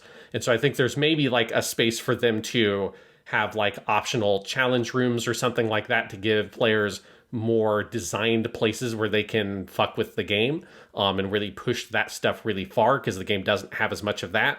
But what the game does have is I think it has a much richer sense of things for the player to do within that experience of the game, and that it feels much better tied into what's going on in the world. There's a greater variety to what Peter and Miles can do. I think the stories and the side missions are much more interesting. So it's I think that side stuff is much richer, but it definitely doesn't have the, if you are super into to the gameplay, here's just a thing you can go forever and just play over and over and over again. I think that's all true. And I think my feeling was just that when I got that platinum trophy and I 100%ed it, all I wanted to do was go play more Spider-Man 2. But there was nothing left to do other than swinging around the city for my own edification. But I wanted more designed things. Like, I think the biggest glaring thing this is missing is some kind of web-slinging trial thing. There is the thing, which I think is the weakest part of the whole game, probably, other than the terrible Mary Jane missions, is the, like, chasing the, like, drone thing where you're flying through the wind tunnel, which those events just feel a little too samey to me. But, like, I wish there were time trials. I wish there was, like, get from this point in New York to this point in New York as fast as you can, because people are doing that for themselves on YouTube and TikTok, and it's fun to see. But, like, I wish there was something in the game that, like, could time you, and you could use all these amazing movement powers for something fun like that. I wish there was more of that. I wish there were challenge rooms a la Batman Arkham City, because that would be such a great way to engage with the combat. Because those Mysterium rooms don't do it for me. By the time you get to the end of the game, they are trivially easy, and they don't pose any kind of challenge. So those are the places where I think it's similar to, like, years ago now, but back in the day when we got through Uncharted 4, and your complaint with that was, look, this is a great game, amazing story, amazing combat, but, like, they almost made the core of it too good because I want more of this. I want some, like, challenges or something. That's, I think, how I would describe my reaction to Spider-Man 2. To be clear, I think it's a great game. It'll be on my top 10. It's wonderful. This is not a reason not to buy it and enjoy it. It's just where they left me wanting more, maybe not in an optimal way. Yeah, I think for me, one of the things I've been having with Spider-Man 2, I mean, this is something I never have talked about on the podcast because there's not really, like, a reason to talk about it. But ever since, I guess, really, like, Miles Morales and then Spider-Man Remastered, like, now it's moved on to Spider-Man 2, but for a couple of years, like, I would load up Spider-Man Remastered or Miles Morales just to swing around while I listen to a podcast or even not, and just, like, you know, just to, like, do it, because it's just something, like, I find it very meditative and relaxing. And so while I finished Spider-Man 2 like 3 weeks ago, I mean, I finished this game quite a while ago because I finished it before you did. I have been loading the game up almost every single day just to swing around. Because it's like, yes, there aren't, like, specific challenges, but but I actually kind of, for the way that I approach these games, it kind of have come to them now. I actually prefer there not to be, here's, like, a rule set or, like, a framework they're giving you. I prefer I'm just Spider-Man, man. I'm just swinging around, and there's a crime over there, and maybe I'll go do it, but it's just, and I don't have, like, a direction in mind. I'm just swinging to swing, baby. And there's something about the expressiveness of the movement there that's the thing I love about it the most. It's not, I want to get from point A to point B. I don't want there to be a point B, man. I just want to, I'm feeling it out. I was just taking where the web goes. And that is, like, there is a pureness to it that I think I find in these games. And I think it is particularly, like, the big thing was with Miles Morales and Spider-Man Remastered going to 60 frames per second. I think the smoothness of the response to the character is a big part of, like, why that happened at that point. And I never really did that with the original release of the original game. But if that is a way, again, I know that I'm not alone in this because I've seen other people talk about it. If that is a way that you've engaged with these games, like Spider-Man 2, swinging around that city is so fun. Like, just on its own, doing nothing else, just feeling it, and, like, it's like skating around in a Tony Hawk's level, but not trying to do any of the goals. You're just doing it to do it. That's kind of what it feels like, and it's so satisfying. It is why I really am hoping that they do the update soon. That one, for a New Game Plus, I obviously want, so I can do the story again, and I want to be able to have all the different costumes. But even almost more than that, I want the update that I know they're going to do eventually that allow you to change the time of day. Because that was also a thing I think was not in the original game at launch, that they added it in when they did New Game Plus. And it's like, you can glitch the game. There is actually a way you can use the Mysteriums. It's very easy to do if you look it up online. There are a couple of different times of days you can get in the open world in the post game. Basically, if you go into one of the Mysteriums and then you abandon the mission before it loads all the way, it will set the world to whatever time of day the Mysterium challenge room is. So you can go around at night and stuff. But I'd love for them to have just, like, let me pick at night while it's raining and I can just go around in the black suit and swing around. Like, that is honestly the most important update this game can do, is just allow me to do that so I can change the costume to a different one that fits a different time of day, and just have that little extra aesthetic variety as I go on my merry web swinging way. Yes, and to be clear, I do this too. I probably don't do it as much as you do, Sean, but I absolutely love that part of the game. And, like, to be clear, I think the single best thing in Spider-Man 2 is just the web swinging and all of that stuff. It is so masterful. You know, you play Spider-Man, you play Miles Morales, and you think it can't get any better. And it is the added speed, the smoothness, the graphical fidelity, and then the web wings and all the speed things they've added. It is some of the best playing, like, ludic interaction in the history of video games. It is the masterstroke of this video game. Yeah, and it's the animation is the other huge thing, particularly for Peter, because Miles's animations are generally, they've kind of carried forward and tweaked some of his animations from his game, because they just went fucking crazy in that Miles Morales game, giving him so many different web swing animations where he has a whole set for when he comes out of his web swing normally. He has another set of animations for when he comes out of it backwards, which he can do. And then you have all the tricks and stuff. Peter didn't have all of that. So with Peter, they've, like, all of his web swinging animations are completely different, and they're, like, so good, and there's such a variety to them. And it's transitions between the animations so smoothly. It's incredibly fun to, like, play with it in that way, because there are lots of things you can do to influence exactly how the character swings and comes out of their swing and stuff, and kind of learning how to do that to make it very stylish. And I particularly love with Peter, if you come out and you're doing like a trick, or sometimes you come out of a swing and he's spinning a little bit, if you time it right, you can cast your new web while he is upside down, and he has a whole animation set he does for, like, attaching the web, and he is upside down, and he does, like, a little pose with it. And they've, you know, done such a good job, I think, of referencing a lot of the iconic Spider-Man poses from a lot of the iconic comic book artists, and found ways to use those as, like, the keyframes and the really, like, sort of, like, standout poses for his animations when he's swinging. And just that element of the game, it was a exceptional part of the original. It was something they improved on even more in Miles Morales. It's something they improved on to an equivalent extent now for the sequel. And this game has got to have, for me, like, the most impressive use of animation, especially in a locomotion context, of any video game I have ever played. It is just absurd, the number of animations and how smooth they are. This is all true as, like, how he animates in combat as well. But it's, you know, you're really sort of admiring it when you're swinging. And I think that's one thing that adds so much to the game feel. Absolutely. And it is just, you know, they do have the incredible fast travel system in this game where you just pick any point on the map and you're there. But I only ever used it to, like, test out the tech of it. This is the rare game. This is like an anti-Grand Theft Auto thing, where the further away an objective was, the more excited I got, because that's more time to swing, baby. That's more time to, like, try to figure out how long can I stay in the air, how fast can I get booking, how, you know, many ways can I, like, get back in the air with the web wings. It's just such a ludicrous amount of fun. The basic, you know, movement patterns of the game. And I just can't immediately think of any real comparison point to what the game is doing at this level. And it's just, you know, we're going to get our Grand Theft Auto 6 teaser next month, we've learned. And, you know, I guess it'll probably be fun to drive your cars around the city. But at this point, I don't know. If your open world game doesn't let me swing around as Spider-Man, do I even care anymore?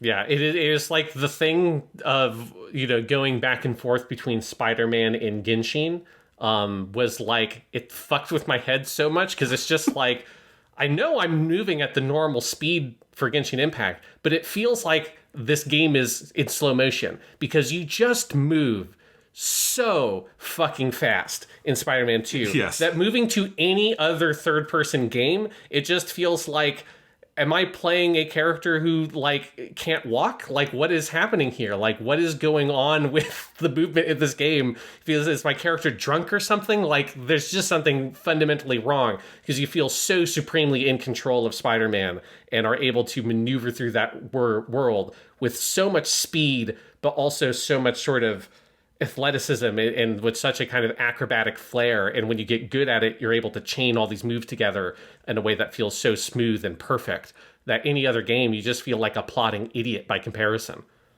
Have you gone back to Spider-Man Remastered and just? I haven't had the heart to do it, because I know it's going to feel awful by comparison, even though that game is great.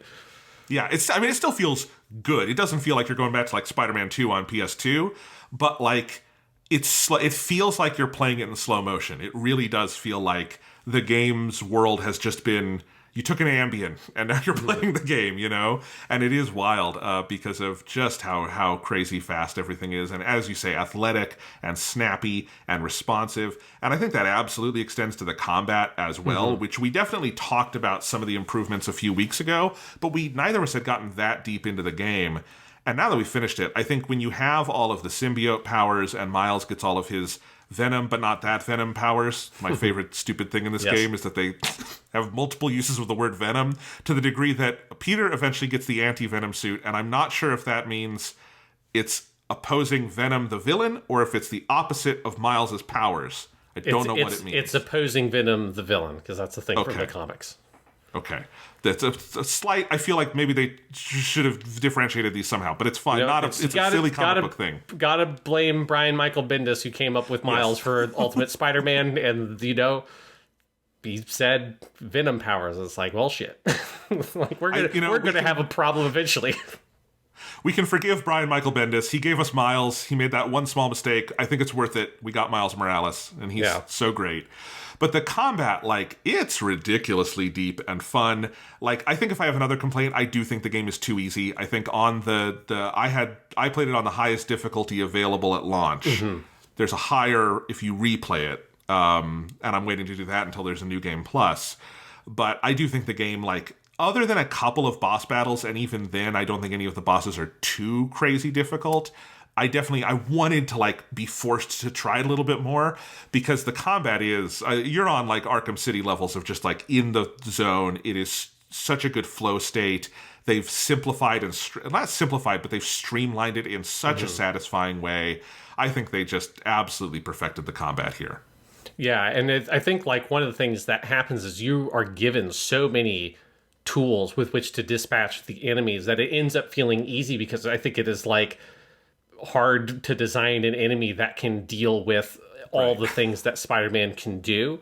Because I do kind of agree with you that I do wish it was a little bit harder, and I think that Marvel's Spider-Man and Miles, well, particularly the first game, could get quite a bit harder. Miles Morales kind of had a similar problem, because Miles just got so much he could do, particularly in the air, that, like, yes, I think it's just hard for them to design enemies that can fully deal with that. But I think that's, like, a better problem to have, though, because it is... Yes, I do, yeah. The ways in which the original game could sometimes feel hard was because it could get a little bit frustrating, because it didn't feel like you didn't have a lot of very elegant ways to chain lots of different things together. There were a couple of very kind of designed combos with the gadgets you could do, but the, like, aerial combat, for instance, in the original Marvel Spider-Man, it felt like it was a half-developed air combat system and, like, juggling system. Whereas, like, Miles, he had all the stuff with his Venom jump and his dash that could move into a jump that lets you do a lot of interesting stuff in the air.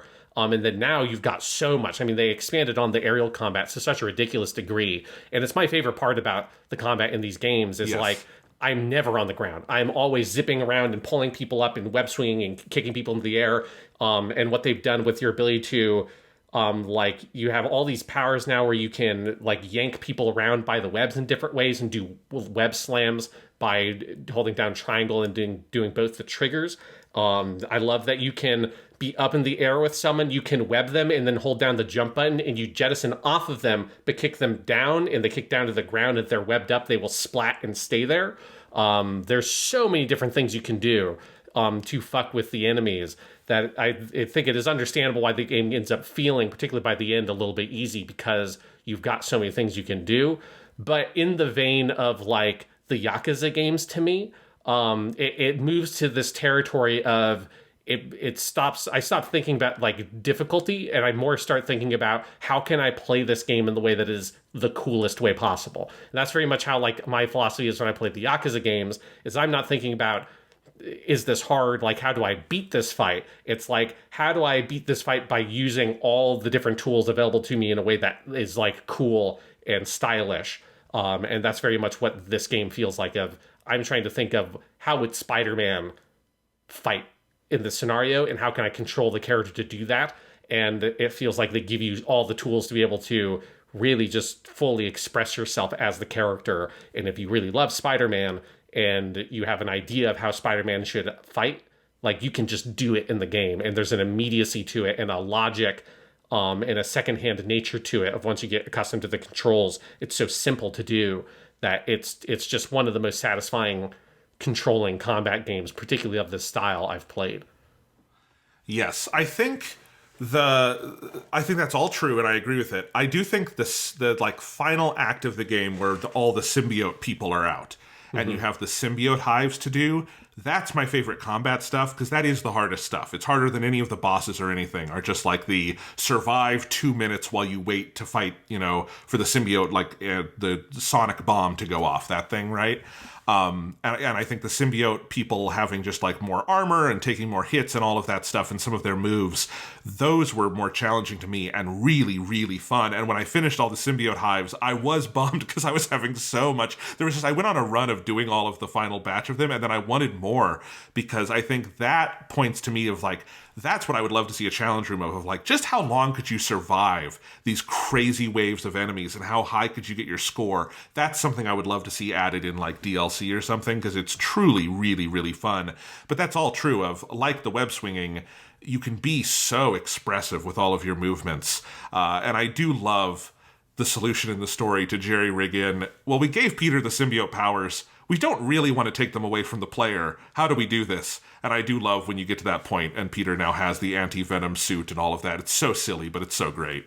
Yeah, well, I think there's just like with the previous game, there's such a sense of literacy with like the Spider-Man and the Spider-Man fiction, and an understanding of like, what are things to pull? How do you pull them? And what do you change? Because they're, the choice of using the anti-venom symbiote is like a really elegant solution. If you're someone who knows the comics and knows what that is, because it ties into Mr. Negative in the comics, like that whole thing of Mr. Negative interacting with the Venom symbiote and that creating the anti-venom symbiote is how that works in the comics. The context obviously is totally different narratively.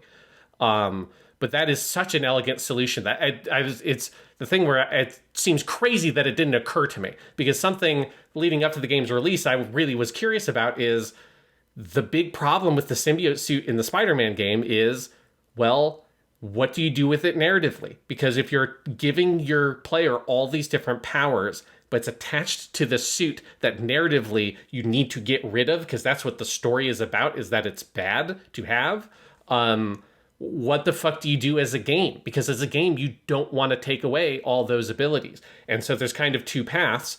You either do what the Web of Shadows game does, which is a Spider-Man game on the 360, which is a pretty fun game, but it's absolutely insane and completely fucking bonkers, because it basically is a Spider-Man game with a good-evil system, with the symbiote suit being attached to it, and you can just fucking, like, rip Wolverine in half and just basically murder people, and it's just stupid. I fucking love that game. It's absolutely ridiculous. But it kind of at a certain point doesn't really feel like a Spider-Man game anymore, because it goes so far with what it lets you do with Black Suit Spider-Man, because the whole game is designed around that concept. It's the red suit, it's the black suit, it's good, it's evil. And it feels like that game kind of crumbled under, well, we can't take it away from the player, because we're not going to build an entire suite of combat moves and all this shit that the player's going to like and then remove it from them. And that game came out, I believe, before Anti-Venom was ever a thing. So that option wasn't even available to that game. But it never occurred to me. And I don't think I ever saw anyone online like theorize this. But it seems so obvious. I think one of the reasons it doesn't occur to you is because Spider-Man, Peter, is not the Anti-Venom symbiote guy. Like Eddie Brock gets the Anti-Venom symbiote. So like, it just didn't occur to me that, oh, you can just give that to Peter and you can have all the symbiote powers, but they're good now. It's like, that's shit. That's so elegant. That's such a smart way to use existing elements from the larger fiction, but have it solve both a narrative issue, but kind of more importantly for this game, a big gameplay issue that otherwise the game would completely crumble. Because it would be hugely disappointing to take all that shit away from the player, even if I am much more on the, like, I enjoy when games are willing to take things away. I like when, like, a game has the kind of balls to stand by what its narrative is saying and affect the gameplay for that. There's a delicate line, and I think it would be, like, a huge bummer to lose all that stuff as the character to be able to play with. And I think the Anti-Venom symbiote is just it's such a smart thing that they did. That whole side of the game, and this is where we need to transition into the story, is the most impressive thing in the story to me because of how many boxes it checks and how slick it is in so many ways. It's not just that there is this anti-venom thing that comes out and allows Peter to continue using these powers and the player to continue using these powers. To get to that point, they bring back Mr. Negative, who is the guy who killed Miles' dad in the first game. So they tie him into Miles' main story, and they go through this entire path of Miles doing the really tough but necessary thing of letting go of that anger and giving Mr. Negative a second chance. And through all of that, that is what leads to the Mr. Negative stuff creating the anti-venom thing. And that is basically my favorite thread of the entire game narratively, is Miles's thread there. There's the moment where Miles is kidnapped by Kraven the Hunter, and he has to fight Mr. Negative, and at the end of that boss fight, not only does he refuse to kill Mr. Negative, but he kicks him out of the arena and trusts him to go get Peter, which is a moment so good and so purely Spider-Man. It, like, literally brought a tear to my eye. I thought it was, like, such a beautiful vision of what this character can be at his best. And that being the thing that opens up this, like, important mechanical door, that is such a cool link between the story you are trying to tell and telling that story fully and in 3 dimensions and to this deep human level, and solving a mechanical gameplay necessity and doing it all so smoothly that when it happens, you're not even really thinking about, wow, they just solved a giant gameplay problem. You're thinking about what a good story it is. That's a magic trick. Yeah, I think it's the most impressive thing to me about Spider-Man 2 is there's just a seamlessness to the entire experience. You know, I think it's one of the things that you get with a really great video game sequel is that sense of how refined it is. And there is a sense of refinement to this game that touches every single piece of it, whether it's the gameplay design, whether it's the side missions, or it's the main story. And then really it's about how all of those things feel like they exist as one true whole. And it doesn't feel like it is a bunch of segmented off things. And the gameplay stuff exists over here, and the side missions exist over here, and then the main story cutscenes exist over here, and you're kind of traveling between them. It all feels completely cohesive and seamless, and kind of flawless. And it is, I think, the thing that to me like really elevates this game above its predecessors, which are both games that I really love to death. But this one, it feels like they really kind of cracked it of how to make all that fit perfectly together in what is also like a much fuller game. Because I think they kind of do it in Miles Morales as well, but Miles Morales is a much shorter game, so it's easier to do it for that game because it doesn't have to contend with a largesse to bring all those things together. Whereas here, it's a full-ass game. It is as long as the original game is. But it is, I think, much more elegant at bringing all those systems and all those ideas together and having them congeal. And doing it with 2 Spider-Men. Yes. Like, that is the other part of it is, you know, because they're doing a lot of story beats that have been done in the comics and in the movies and the TV shows with 1 Spider-Man. And now they're having to do it with 2. And it's like, there was a realization for me of like, the symbiote story is just a better story when there's another Spider-Man there. It is like definitively, this is the best version of the symbiote story, not because of anything to do with Peter, because of Miles. Because Miles is the other Spider-Man who is there to pull him out of it and to fight him and to bring him back to his better angels. And one of my favorite threads in this entire game is getting to the end and realizing, oh, Miles is just the better Spider-Man. He is better at being Spider-Man than Peter is.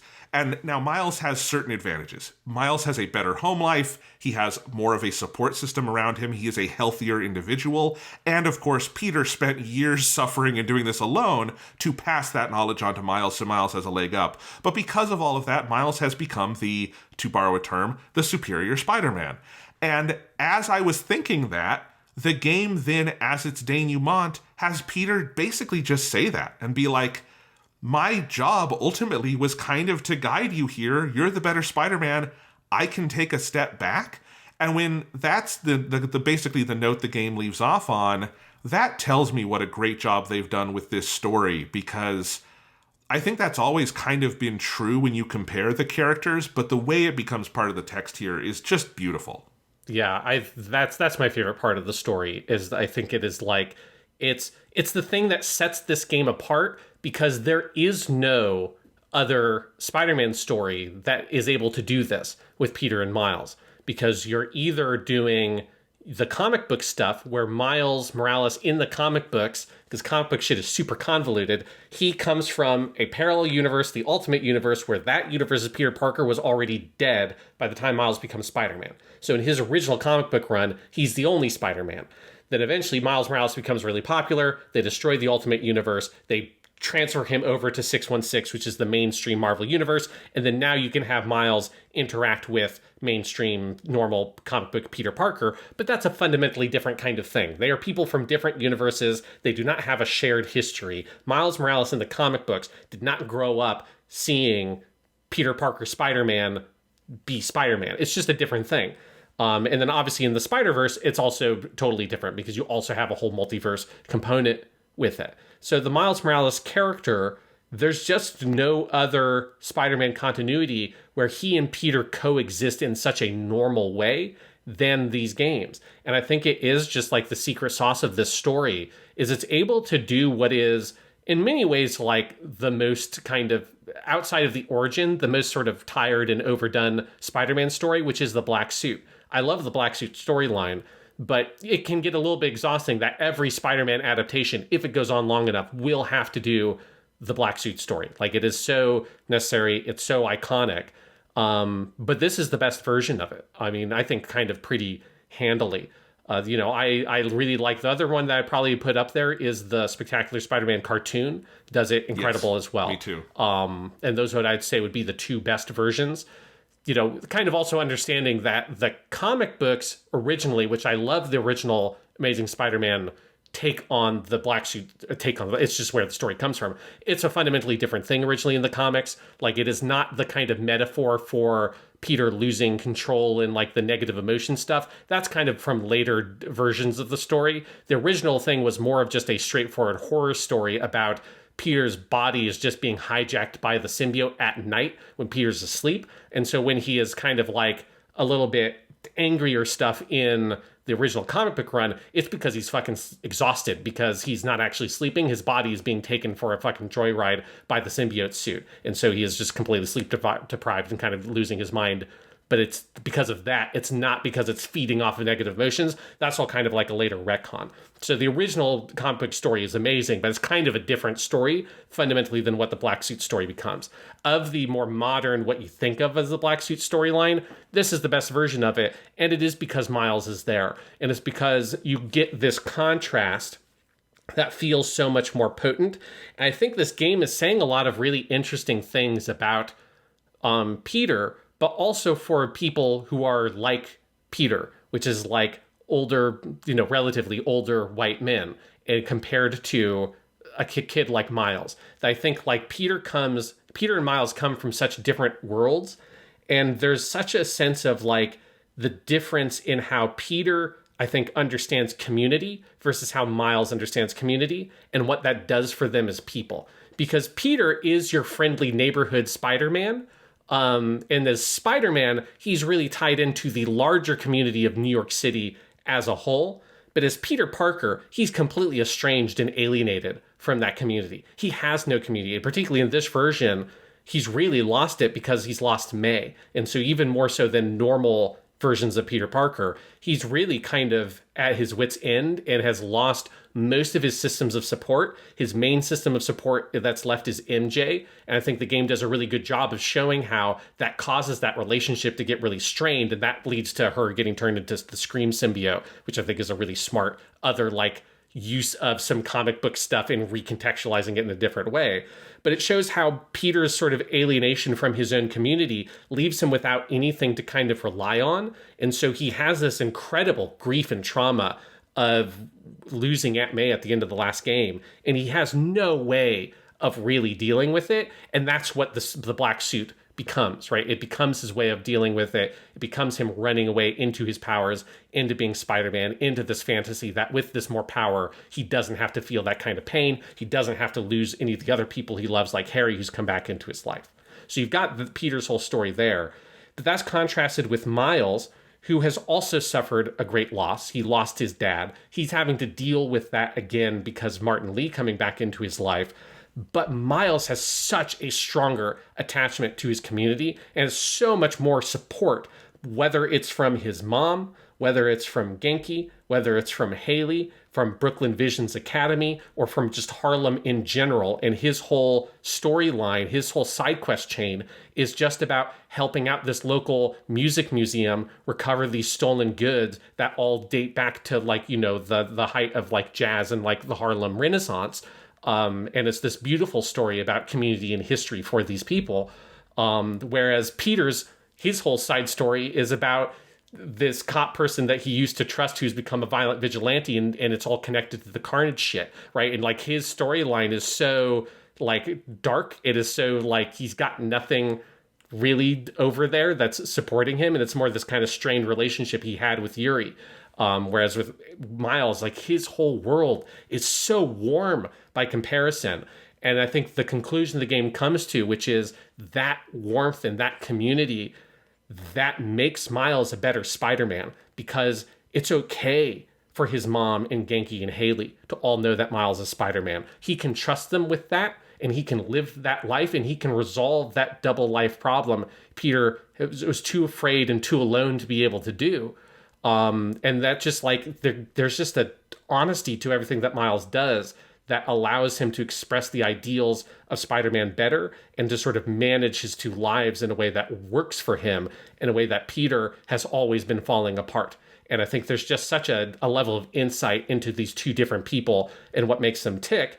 And I think, and as you said earlier, Jonathan, like one of the really important parts is one of the big reasons Miles is able to have that is because Peter was there, because Peter is a part of that community through Miles. He is part of the system that gets to bring Miles up and give him the support in becoming Spider-Man that Peter never had, and he had to figure it out alone. And so, you know, that sense of him being able to pass on the torch, that's why Miles is better. And the game having the courage to really full-throatedly say, the new one is the better one and the original one is not, and that's okay, and that's like the way it should work, because most of these stories would feel so beholden to be able to hold up Peter Parker as he's the original Spider-Man, so he has to be the best one, in the same way that a Batman story almost always is going to try to hold up Bruce as he's the best Batman, and if Dick tries to be Batman, it's not going to work out, or if Damian Wayne tries to be Batman, it's not really going to work out.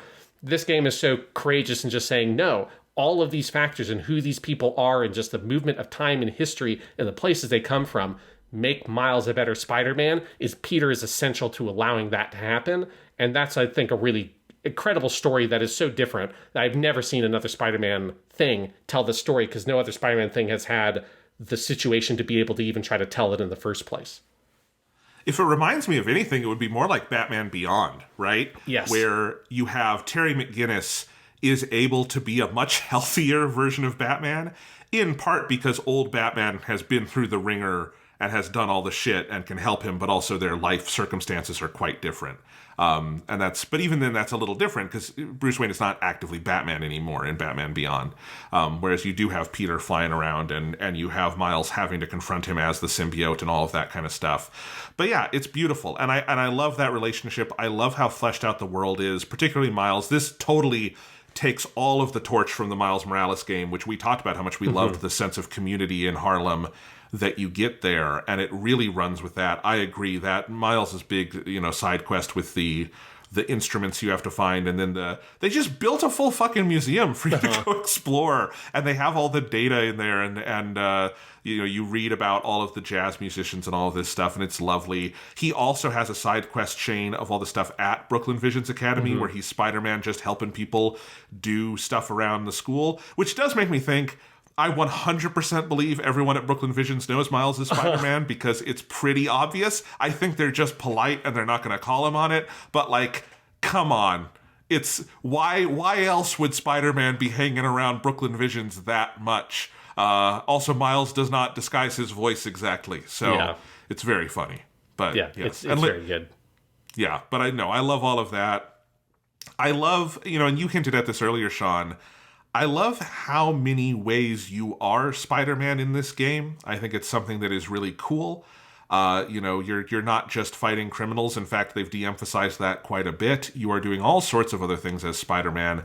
And this is another just massive improvement to talk about over the first game is, I think, the biggest ding against the first Spider-Man game is its criminally tone-deaf propaganda.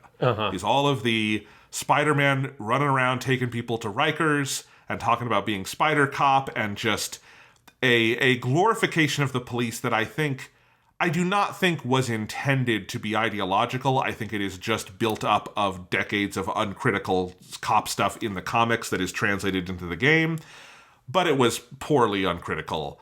And in this game, they reject that so wholesale in so many ways. I think Miles gets the subplot about trusting Uncle Aaron again, and that this man can have committed a crime and have done his time and been paroled, and he can be a person, and that's good, and that's okay, and that's necessary for society. You have the late mission where Peter, in his own mind, has to kind of confront, or no, it's Miles with Mr. Lee seeing the vision of the raft, and you see how much Peter has anguish over all the people he's put away. The gameplay really de-emphasizes fighting and arresting criminals. So instead of bringing people to jail, you swing civilians to ambulances. There's so much stuff in this game that is about forgiveness and letting go of hatred, and I think even hints of restorative justice. And that wholesale rejection of, I think, the logic that was there in Spider-Man 1, inherited from decades of comic stories, and reworking that, I think it is related to all the Miles stuff we were just talking about. And it's a really cool example of a developer taking a criticism seriously, taking it to heart, thinking about it, and making their game better as a story, as a gameplay experience, as a set of ideas on every level, because they took that criticism and thought about it, didn't take it personally, ran with it, made it, it's so good. And it's one of those things that is part of that feeling of every piece of the game congealing together into this really consistent, effective whole, because that was one of the big, weird, oddities of that original game. Because the biggest thing with that in Marvel Spider-Man, I think, was born completely out of a gameplay thing they wanted, right? I think they wanted in that original game, they wanted a Ubisoft Tower-esque, you find things to open up sections of the map, right? And their solution to, well, how do you come up with that? Oh, well, we've got the Yuri character, we've got some that. So why not have it be police towers that track crime? Because one of the things we want is Spider-Man gets an alert that shows him where crimes are. So that way, that's how you do the stopping random crimes thing, which is the thing that all the Spider-Man games are going to have if they're open world. And so it feels like they had a gameplay problem, and their solution to that gameplay problem was have Spider-Man hack into these new police surveillance towers. And nobody really, or at least, I'm sure people did stop and think about it, but if people stopped and thought about it, it never worked its way through the development process to the point where they were like, this is an awful idea. If you think about the implications of this for more than 2 seconds, it's about Spider-Man participating in this invasive surveillance police state. That's probably not the thing that Spider-Man should be doing. And it's so at odds with so much of the other stuff in that game. And then the other place where it comes up is when they have the prisoners get out of Rikers, and it just feels incredibly gross. So it's those are the two big things in that game. And again, part of that Rikers thing, that's another thing that feels like it's born from a gameplay need to have this escalation of street crime that they wanted to have at the end. So again, it's not a thing that ever felt particularly ideologically driven. It just felt like they had gameplay problems, and their solutions for those gameplay problems were really poor. And for Spider-Man 2, when they have those gameplay problems, one, they made the smart choice of just saying, you don't need to have towers that you activate that open up areas of the map. That's okay. They just have it be a fog of war thing where you just swing around as Spider-Man, and where you go, you open up, see more of that on the map, and that's it. It's thank fucking God. It's we just you just don't need the towers thing, particularly for this kind of game where you move at this speed. It's just not necessary.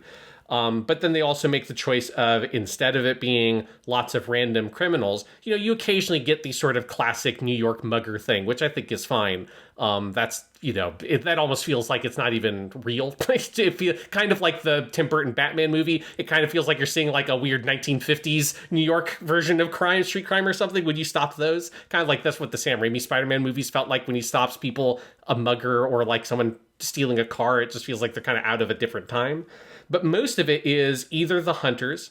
At the end of the game, you obviously have the symbiotes, or you have the flame cult that you eventually learn is all driven by Cletus Cassidy before he becomes Carnage. And it's like, that's way better. Like, I'd much rather fight an insane cult run by a serial killer than like random people who broke out of Rikers, because that's starting to make me think about the real world and actual like criminal justice rather than crazy fire cult. That's totally in a comic book world, and I feel much more comfortable engaging with that. It fits more with the tone of Spider-Man overall. And so there's just a lot more elegant solutions. And then they still commit to having Spider-Man, and they double down on Spider-Man doing things that are not just punching people in the face, as you say. And they bring back a thing that was in the original movie-based Spider-Man 2 game, which was you swinging people to hospitals. And I thought that was like a smart thing to bring back from that game. And it works exactly the way it did in that game. It feels like they replayed that and thought, we should bring this forward. Like there's nothing that makes you feel more like Spider-Man than taking someone who's injured and swinging them to a hospital. There's such a pureness to that. It helps make you feel like you're when you're swinging around the city, the only thing you're doing is not just swinging and punching someone in the face. You're actually helping people, and that's what it's about. Yeah, absolutely. And even like as the game goes along, the crime stuff becomes more about the symbiotes doing their crazy shit, and then you're not thinking about the carceral state at all. It's him fighting monsters, so that works. But even then, when you do have the crimes, I think the escalation of the app thing, that it's a community app the Spider-Man have, and they're literally, people are asking for help, and you're responding to that. Now, the one gap in logic that creates is something Thomas pointed out to me, my brother, that I think is great. It's, why does Spider-Man not have a tip jar on the app anymore? It does feel like in this day and age, like I do understand 50 years ago, Spider-Man taking cash from people would feel wrong. Today, we've got a tip jar on all our fucking sites. You've got your Ko-fi and all this stuff. Spider-Man's working a lot harder than any blogger. I think he deserves maybe to have a tip jar on the app. It would help with a lot of the economic issues, and he has definitely worked hard enough for it. I now for Spider-Man 3, I definitely want that to be a whole side mission, is about Genki setting up the Spider-Man Patreon. Yes. It's like, you get exclusive behind the scenes features. You get to, you get on the dev track for the Friendly Neighborhood Spider-Man app. You get preview features ahead of time. We'll have question and answer if you're a $15 patron. If you're a $50 patron, you get the web swing with Spider-Man, and sign up for an appointment. It'd be great. It'd be great. And the only wrinkle would be, how do you get the money to Peter and Miles without like people realizing who they are? But Genki is apparently the world's greatest hacker genius in this game, because he does some crazy shit. Genki can figure it out. I trust him. I do love that Genki just becomes the voice in the ear for Peter as well. Like, Peter doesn't have a guy doing this, so fuck it, we'll use Miles' guy. It's great. All right, other things in this story we need to talk about. Kraven the motherfucking Hunter. Hell yeah. Oh my, it's crazy how, like, you and I have both been hankering for a good, like, mainstream Kraven story for a while, but boy, they nailed it here. I think the idea that Kraven is dying, he wants to go out with a great hunt, that's what this is. And then, we all knew, I think you said this from the first trailer, that what it would be, Kraven would be the villain for the first 2/3, and the final third would be Venom, when the symbiote takes over and all that. And that is what they do. But the way they do it is so clever, where Peter becoming the symbiote gives Kraven the villain he craves, right? I didn't mean to do that pun, but you know what I mean. It gives him the person he wants, and you have all those fights there. And then when Venom is created, Venom is the one who kills Kraven and takes him off the map, fulfills Kraven's dying wish. Kraven gets everything he wants in the world in this game, and then Venom takes over. It's so smooth. It's so seamless. It's such a good story. I think Kraven is such an interesting villain. I love it all. They did it perfectly. Yeah, it's such a well executed version of this character that again gets to feel like it's its own distinct version while pulling bits and pieces from the comic books and the cartoons and stuff like that. And it's so he's just so compelling. There's something where they really get into the thing that makes him interesting is that he's the hunter, right? So it's his sort of intelligence and his wit and his ability to outsmart and outmaneuver people and set traps and stuff is what makes him dangerous. And I think the game just really gets in on that really well immediately. And I love the sort of the sparkle in his eye he gets when he sees symbiote Spider-Man and him sort of pushing that. You know, you have that great scene that's sort of a echo of the really iconic Spider-Man scene of what typically it is of him ripping the suit off, which is him going to the church with the bell. This is the first time the game establishes the sonic weakness of the symbiote, and it's Craven is there and he figures it out. And that conversation he has with Peter while he's there with the bell and is able to sort of dominate that interaction is so potent. And you feel him, you know, he's a cat, right? He's a cat who's playing and toying with his prey and just trying to sort of get whatever he can out of them and get his fun out of it. Obviously with this like sort of larger objective in mind, and all that characterization is perfect. And then the way that he ties into these larger themes that we've kind of been talking about, of this larger theme of rehabilitation, of believing in second chances. Well, Craven is the opposite of that, right? And so is symbiote Spider-Man, because Craven is he is killing, you know, he kills Scorpion, Vulture. I think we know for sure he kills Shocker. It says here on the Wikipedia page that he killed Electro. I don't know if I found a thing that said he killed Electro. That's probably in there somewhere. But you fucking see him stab Scorpion. Scorpion's just dead. Like, there goes fucking Mac Gargan. Like, that's one of the things the game gets to do that, like, the comics can't do, or if the comic books do it, you just don't believe it because fucking the devil will bring Scorpion back somehow, or some dumb bullshit's gonna happen. Whereas here, there's a real sense of, oh shit, like he's just killing these people. And you know, it draws that line of that Spider-Man doesn't do these things, but obviously the symbiote is this tantalizing, like, well, what if you did? I mean, if you string Scorpion up and stab him, he's not going to go terrorize New York City anymore. And so it serves this sort of counterpoint to a lot of what Spider-Man stands for in a way that feels like actually effective, in the way that like Craven is this incredibly charismatic character. I think it just serves that whole side of the story so effectively. Yeah, absolutely. And then all the stuff with Venom, and I mean, we've already talked about the symbiote as it relates to Peter and Miles, but there is the Harry Osborn side of the game. It is, I said this last time we talked about the game, it is truly funny to me that this game is effectively doing the same Harry idea that we got in Amazing Spider-Man 2, the movie, of he wasn't in the first one, he's back for this one, and he's gonna become the main villain.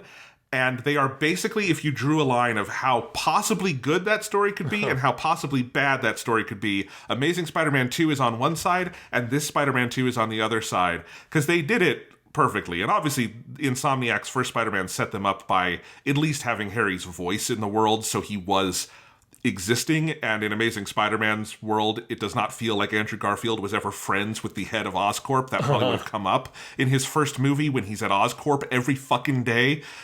Those movies are terrible. Anyway, but you have Harry here. They spend a lot of time investing in his character.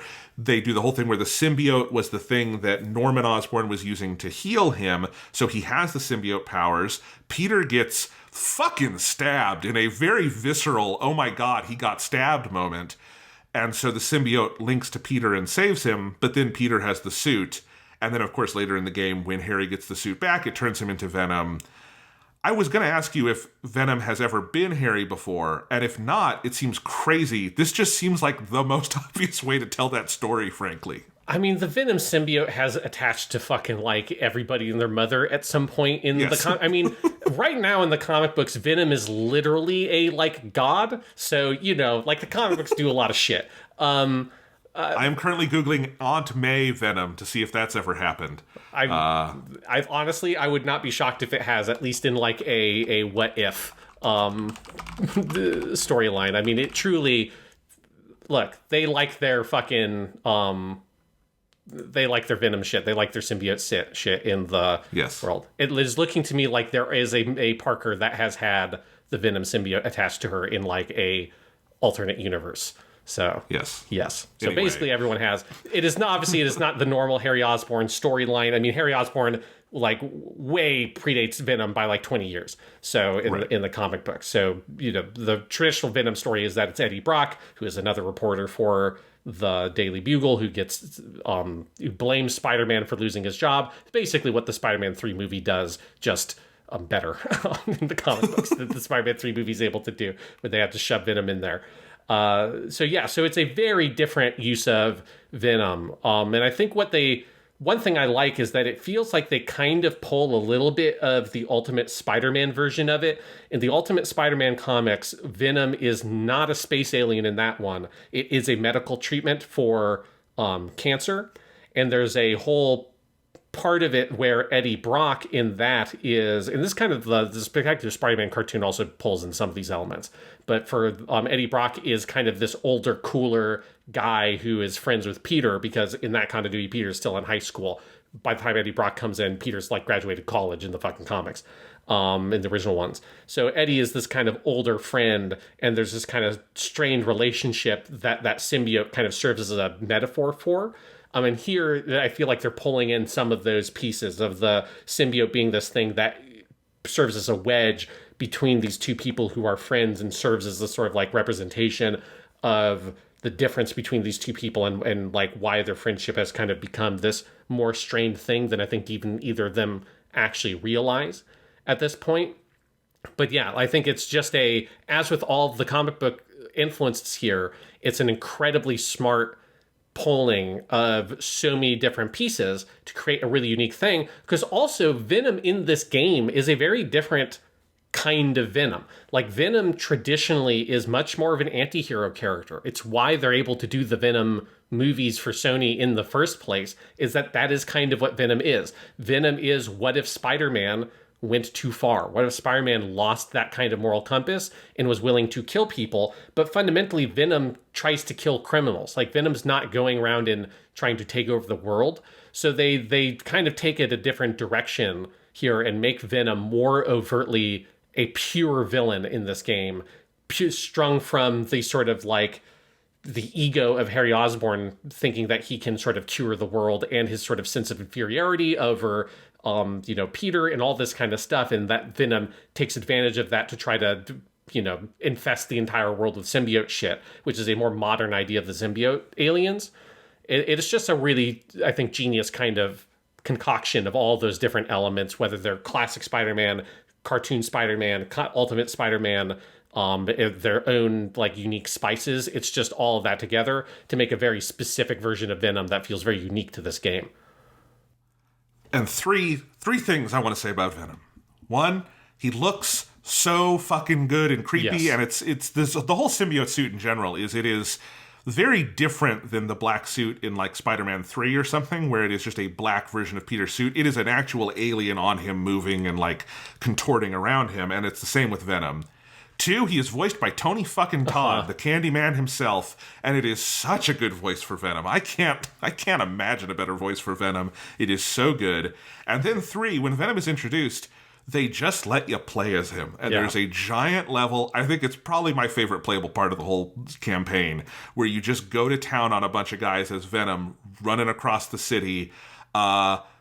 They need to do the Venom DLC. They just desperately, I want, before Spider-Man 3, I want Spider-Man Venom, and it is Miles Morales, but it's like that sized game, but you're Venom. Yeah. I desperately want that, because the Venom part of this game is so ludicrously fun.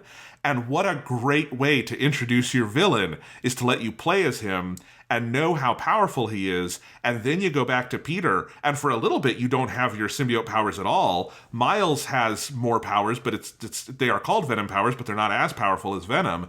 And then you get to the Venom boss at the end, and it's a really good boss and all of that stuff. So they nailed it as thoroughly as you possibly could. Yeah, the idea to have a whole playable sequence as Venom is incredibly smart. And it's like how much they commit to it. It's one thing to do that, but have it be like a little 3-minute long section. It's like they created a whole suite of mechanics purely for Venom for this one level and a whole boss fight.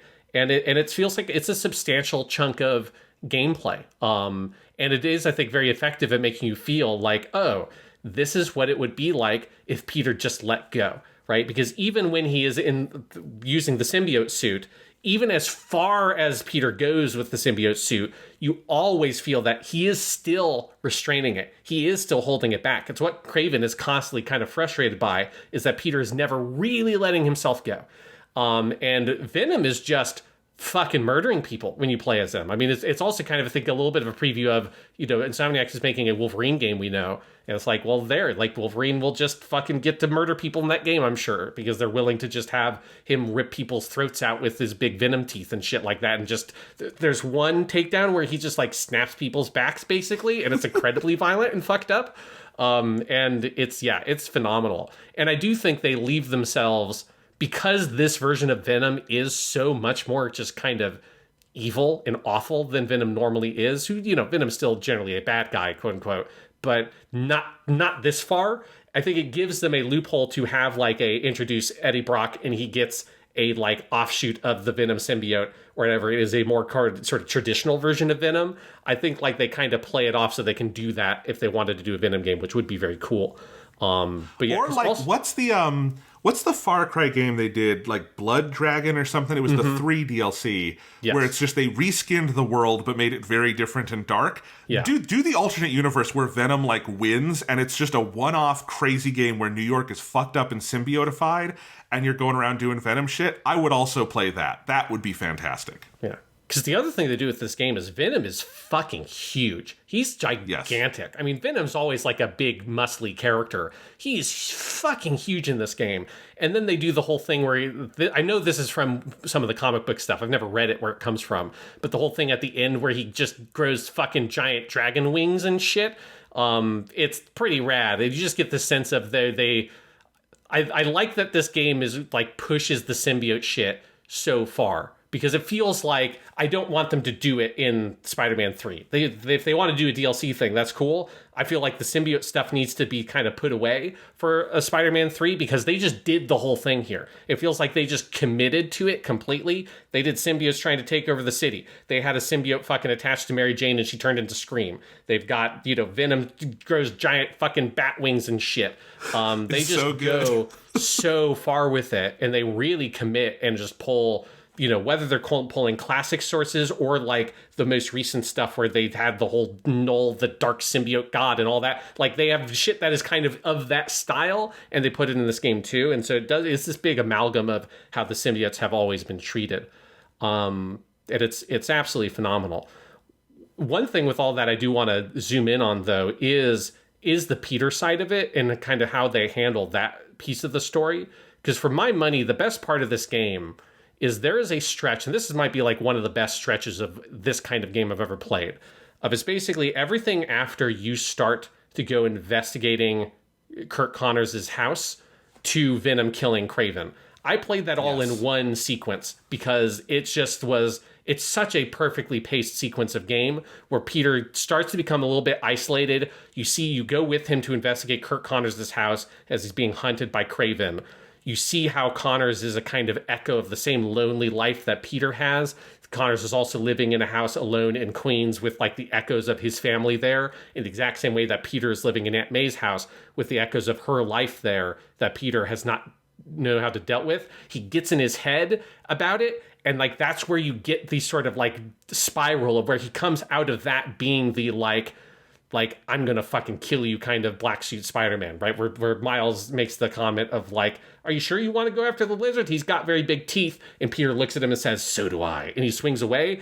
In the trailer, when they did that line, I kind of rolled my eyes at it because okay, yeah, it's the evil Spider-Man. Here, the context of how deep he's gotten in his own head about all this shit and how much he has sort of psychically imprinted himself on what Connors is going through, it really, I think, contextualizes the mental place that Peter's in. You have the whole crazy chase with Lizard. You have the giant fucking Lizard boss fight. And then you have the scene where he cures Connors. Connors gives you the backstory about the symbiote. They do the symbiote being a fucking alien, which I didn't think they were going to do. Because most Spider-Man things kind of tend to go away from that if that's anything more mainstream. Obviously, the comics are full hog on that shit because they're alien gods. But most mainstream stuff, they kind of try to come up with it's the cancer or whatever. No, this is straight up, it's a fucking alien. Connors turns to Peter, tells him, "You've got to take that thing off. We need to destroy it." And then just the casualness with which Peter says, "You want to destroy us?" Like that, when that happened, like the way that my just heart dropped in my stomach of that, oh shit, it's already happened. Like it's already, he has already basically turned. And it's so smooth and simple. And the way that Peter just kind of walks away from that scene, and then, how up till that point, getting the symbiote back to Harry was the most important thing in the world. And now he's like, you know what? I'm good. I think I'm going to keep it. It's like, this lets me be a better Spider-Man.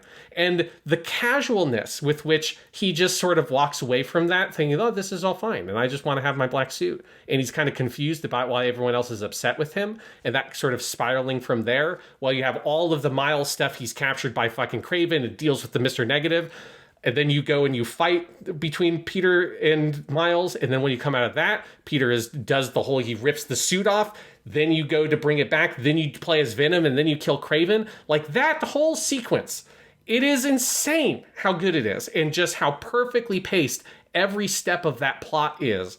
In all the ways that these different plot lines, the Connors plot, the Kraven plot, the Miles plot, the Peter plot, the Martin Lee plot, the Harry Osborn plot, MJ's plotline, all these things that the game had been building up kind of a little bit off on the side, all collide and intersect, because as Miles and Peter had been kind of separate for a while, and it all explodes, and then from the fallout of that is where Venom is born. Just what an incredible piece of writing and gameplay design and everything that this team did to make that sequence work, because it is mind-boggling to me. There's so many ways in which that could have kind of fallen apart or had a piece of it that didn't quite ring true. There's so many different plates that are spinning there, and all of them land perfectly, and it's just an amazing piece of game.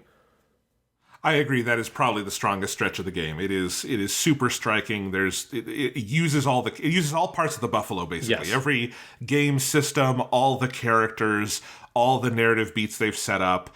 And it is incredibly impressive. And it is doing it with, as we've talked about, pretty well-worn story territory for Spider-Man, but making it feel like you've never seen it before, because you've never seen it this good, Yeah. Because you mentioned the Spectacular Spider-Man animated show earlier, and it definitely reminded me of that's the last half of season 1, is they do the Sinister Six, the symbiote, and then Venom all in one go, and it is a similarly breakneck amazing stretch of television. But again, they're not doing it with 2 Spider-Man and all this other stuff that this game is achieving. Can I bring us down to earth and say one other thing I don't like about this game? Okay, I think this is going to be a thing I'm going to disagree with you on, but go ahead. It's fine. This fucking MJ sequences, I fundamentally don't understand it. And here's my argument, and I will give mine and you can give yours. I don't think they're terrible. I think they suffer from a deficit of imagination in a game that has, otherwise, a lot of it. Insomniac in this game has given us a minigame, a bespoke minigame, for every facet of being Spider-Man. You're splicing genes, and you're following drones through the sky, and you're playing as a bee drone and doing that sort of thing. And as Miles, you're going around and helping people set up their homecoming pictures. And then when it comes to being MJ, who is your ace reporter in the game, which, by the way, as a story point, I love. I am very pro reporter MJ. I think it is smart. Mm-hmm. I think she has a larger role to play in the story. She gets to be a part of not just Peter's life, but in this game also Miles's, and gets to be part of the team in a way Genki is also there for Peter. I love all of that. Why then is the choice that it's not any kind of reporter shit? It's not even really stealth shit anymore. She's just a hardcore spy girl knocking down baddies who, as Spider-Man, it takes an awful lot of hits to kill, and she's got her magic gun that can do it in one hit. And it's a very watered down version of what you otherwise would normally be doing as Peter or Miles. But they're also afraid to make the sequences actually challenging enough to be an impediment. So as stealth sequences, they're very boring and watered down. I thought as stealth, they were much better in the first game, I thought. In this one, they're trivially easy. You can just run past everything. You can kill everyone in one hit. It doesn't matter. Her third and final sequence is a bad third-person shooter with full-on cover mechanics that reminded me full on of the Harry Potter and the Deathly Hallows Part 2 game that is a third-person shooter with your wands and is very stupid. And and the other thing is, as a pacing thing, the worst part of the whole game to me is you have this amazing build up to the final fight where you're going to have Peter leading Venom away and Miles is going to go in and steal the core and all of this stuff. And they build all of that up and then they put you in MJ's shoes to go do this terrible third-person shooter sequence. And it is short. It's not the end of the world. I get it. But it just saps my enthusiasm. And I don't understand. I cannot see the positive value add that any of the MJ sequences, and again, it's not a huge part of the game, I just don't see what they add to this game. It's not necessarily that they detract a ton, it just feels like a pretty big waste of everyone's time and effort. There's a lot of characters in this game you don't play as and are still very valuable, great characters. If you tried to give a gameplay sequence to all of them, it would slow down the game. I just don't need it. I think they are bad. I think they are a weird remnant of a different kind of game design that this game has mostly moved on from, and I don't like them. I like them a lot. For me, it's like, I think they're the least refined part of the game. But I was worried that they were going to take these kinds of things out because it's one of my favorite parts of the original game. And I know that most people really I liked them in the original game. Yeah, but most people, it is the biggest piece of criticism that game had in the mainstream was that people didn't like the MJ sequences. And it's like, and I get it. And I think that they're, I will disagree with you that I think the sequences are much better designed in Spider-Man 2. I don't think they're actually, I don't think they're good in Spider-Man 1 in kind of any real framework other than I think it is important that you play as MJ, and I think it's valuable that you play as her. I think it's valuable that you put the player in her shoes because her relationship, particularly with Peter, is so central and it is so important. And I think there is a lot gained whenever you're able to find a way to play as another person, put yourself in their shoes and see the world from the perspective of someone who's not swinging overhead. And I think that there's a lot sort of won by that.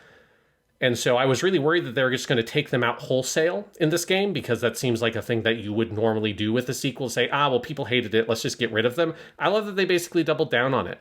Instead, they said, well, let's walk away from the really kind of harsh binary stealth thing that they were in the first game, which I think was the big weakness for the first game with those sequences, is it was you were caught and then it was you failed and then you just have to restart from a checkpoint. And that's a very kind of archaic kind of stealth design. This time it's more of a kind of modern Last of Us-esque. It's soft stealth, right? You're given much more options to approach scenarios. You're able to take down enemies. It is not about there is a strong or a hard fail state of you are seen and it is just over. Now, if you're seen and they attack you as MJ, it will be basically over because you don't have a lot of, you're a very kind of squishy character. You don't have a lot of health or whatever, but it is not this meter has gone up and then gameplay sequence is over.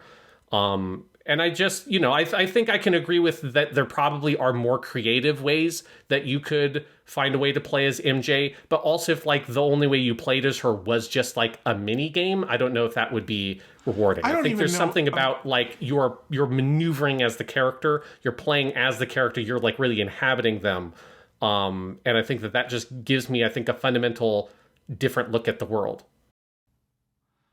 I agree with it in theory. I think in theory doing MJ is great, but why is she not doing reporter stuff? Why you could do something with photography, you could do some kind of, this game loves its puzzles. You could do some kind of puzzle. There's other things. What they've done is an alternate version of Peter and Miles. It is fighting bad guys, and if the goal is to make you feel like the person on the ground, I don't get that from the MJ sequences because she has a magic gun that kills everyone.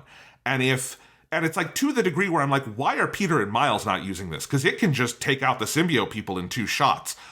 It's such a weird use of the character to me. It's a disconnect where it feels like a less fun version of what I do as Peter and Miles. The stealth stuff is trivial to the point that I don't think you even need to engage. There's that scene where you're in the house district and you have to get from one end to the other. I just ran to the end. I got shot at the end, and then I respawned in 2 seconds because it's the PS5 within the house I was supposed to go to. So there was no game to play there. And it's that kind of stuff where I think the placement in the story, the role of the character, I think it's all right. It's that I think the things they've chosen for you to do on a ludic level with her feel wrong to me and don't feel like they are imparting what was meant to be imparted. I don't know, like, because part of, like, the whole thing is there's, when she, like, right, you have the whole thing of, during Miles Morales, her and Peter are in Sokovia, where Silver Sable is from, and, like, she's a fucking war reporter, right? She's doing some fucking, like, Dead Rising shit out there, like, she's reported on wars, you know.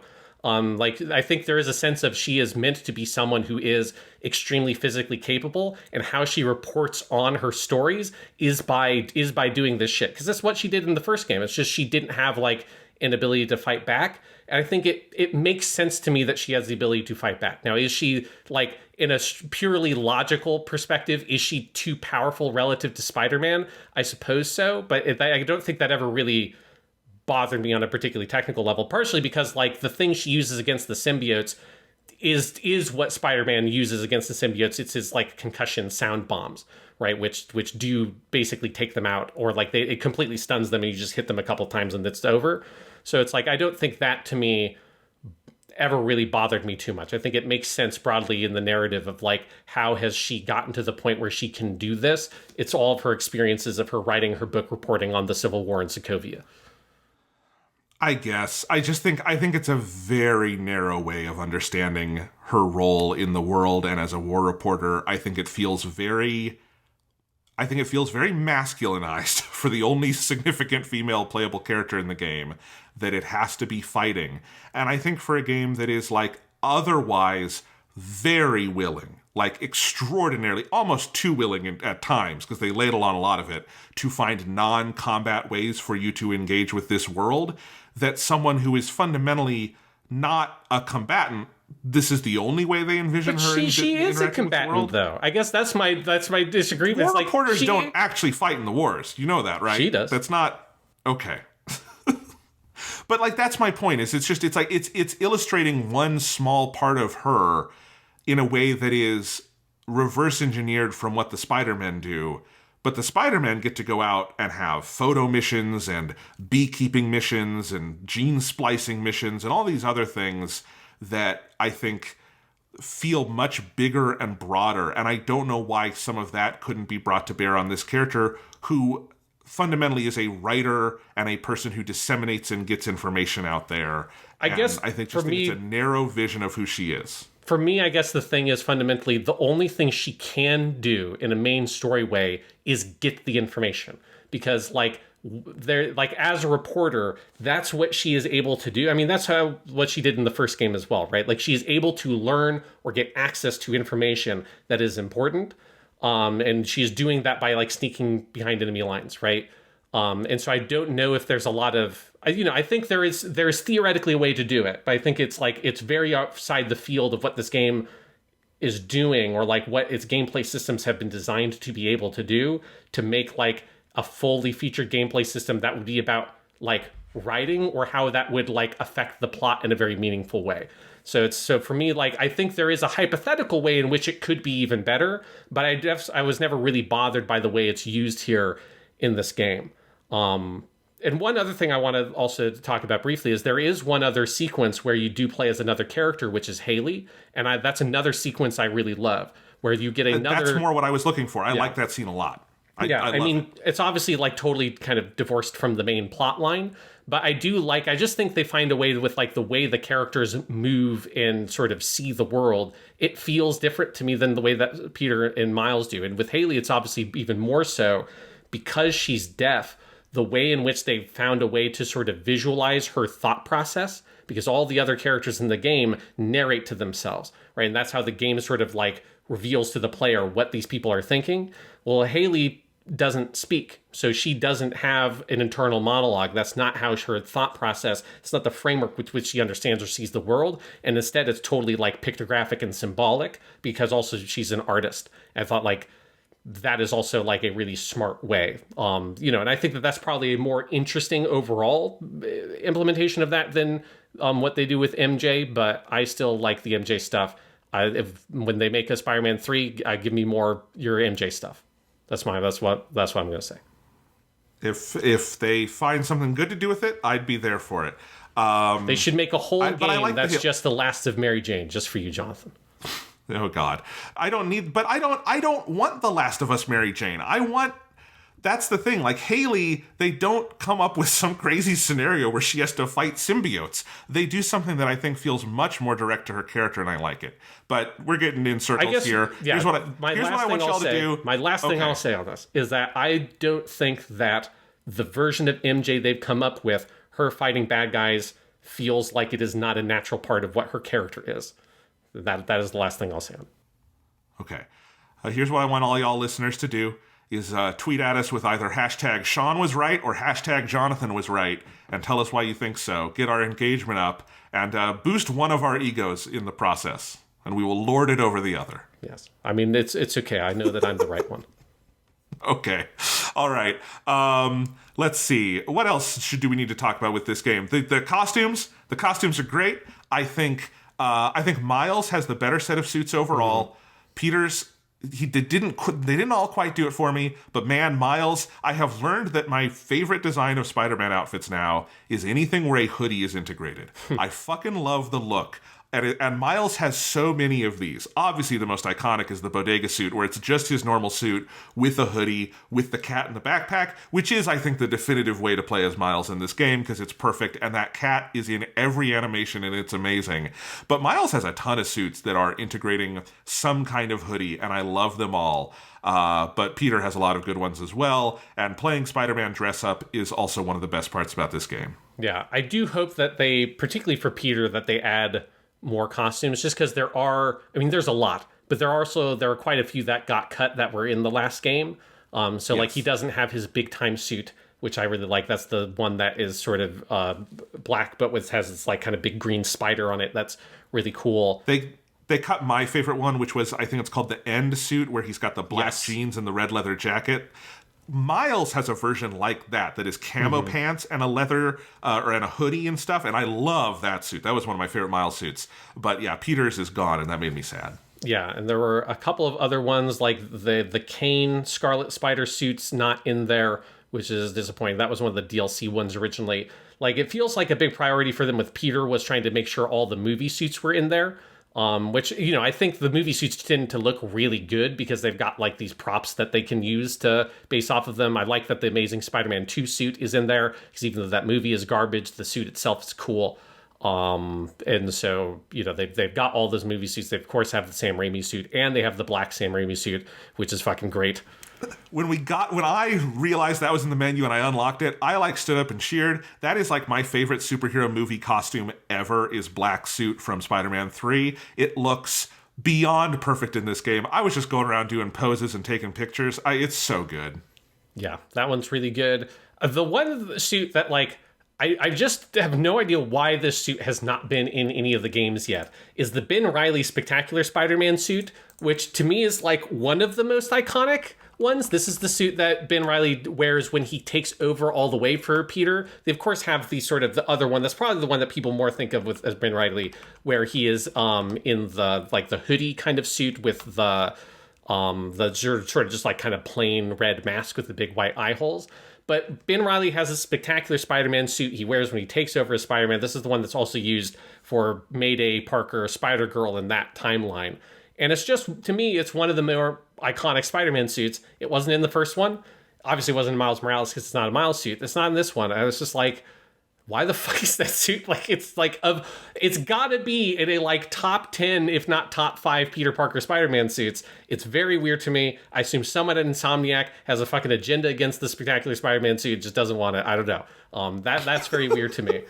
But some suits that I think they did a fucking great job on. One that I wouldn't normally even think of to have them include because it is a movie suit, but it's only in the movie for 3 minutes. But I think it looks fucking great. They call it the new red and blue suit, but it's the one that's from the very, very ending of No Way Home. People remember that movie at the very end, Peter sort of resets as Spider-Man, and he has a sort of much more traditional Spider-Man red and blue suit on. And the way that that looks in this game, I think, is fucking great. And it is probably the best looking classic style Spider-Man suit. So that one is really good. But my favorite suit in the game is the classic symbiote suit, specifically because they have done something really awesome with the colors on it. So the classic symbiote suit, you've got the original black, you've got the sort of dark purple look, which is how it was usually kind of more colored in the comics often. And then you have the anti-venom style white with the black spider. But then you have the best one, especially if you're playing at night, is the symbiote suit, the classic symbiote suit with the last coloring option, which is black, but it has a sort of bluish, reddish outline around it that looks like the way the suit was actually colored in the comics and also in the old 90s cartoon. Because in the old comic books, you can't have something that is just straight up black. That's just like, it's not going to look good on the page. You can't add definition to it because you're dealing with a very sort of limited color depth. With modern digital coloring, you can have something that's black and then you can use different shades of black to add definition to it. But the old comic books, you'd have to add little blue or reddish highlights around the edges or around the edges of the muscles and things like that to not make it this big inky mass. And so they did that for that last suit and it looks so fucking good, especially at night. It just does exactly what it does in the comics. It adds this extra level of definition around the mostly black suit that makes it really pop. And that, I think, is probably the best look in the whole game. If people have not gone around and messed around as classic Black Spider-Man with the final color option, you got to do it because it looks perfect. Couple of Miles suits I want to shout out. There's the Tokusatsu suit that you get with the digital deluxe version that is amazing looking. It looks like a Power Rangers outfit, and all the lights on it are LEDs that glow at night and look so cool. The Miles Morales 2020 suit, I love. It is him. Yeah. He's got this like fucking biker jacket and a big biker helmet that's doing the Daft Punk LED thing. And like they've fully animated it. It looks phenomenal in the cutscenes. He's got like headphones on. That one is super sick. There was one other, the programmable matter suit, I think looks great. That's one you get for clearing all the bases, I think. And it looks really cool. And especially it's like an HDR showcase. And then you do have the Spider-Verse suits. They look great, obviously, but you get Spider Noir for Peter. And I got that right before I did one of the Yuri missions where you like infiltrate the base, and I did him as Spider Noir. It was so perfect. And I love that Spider Noir is in here. Yes, that is very good. Like, ironically, one of the only movie suits that's not in the game is normal Peter B. Parker Spider-Man. Because they went with Spider-Verse Spider-Man Noir. There's also not a traditional Spider-Man Noir, but I think Spider-Verse Noir looks so much better. That's like, why would you? Yes. You don't need the classic one. You would just, if you want Spider-Man Noir, that is the better one there for you. If only they could just get Nicolas Cage to do some voiceover lines. So, even if it's not the whole game, just like the noises when you're swinging around the city, I'd take a Nicolas Cage voice pack, please. Yes. All right. Well, we have been recording for a while. I need to let my dog out. We should probably wrap this up. Any final thoughts on this fantastic game? It's a fucking great game. I really love it. I think the ending is fantastic. The whole game is very good. I think my favorite parts were the parts where you play as MJ, and that should just be what the entire sequel is.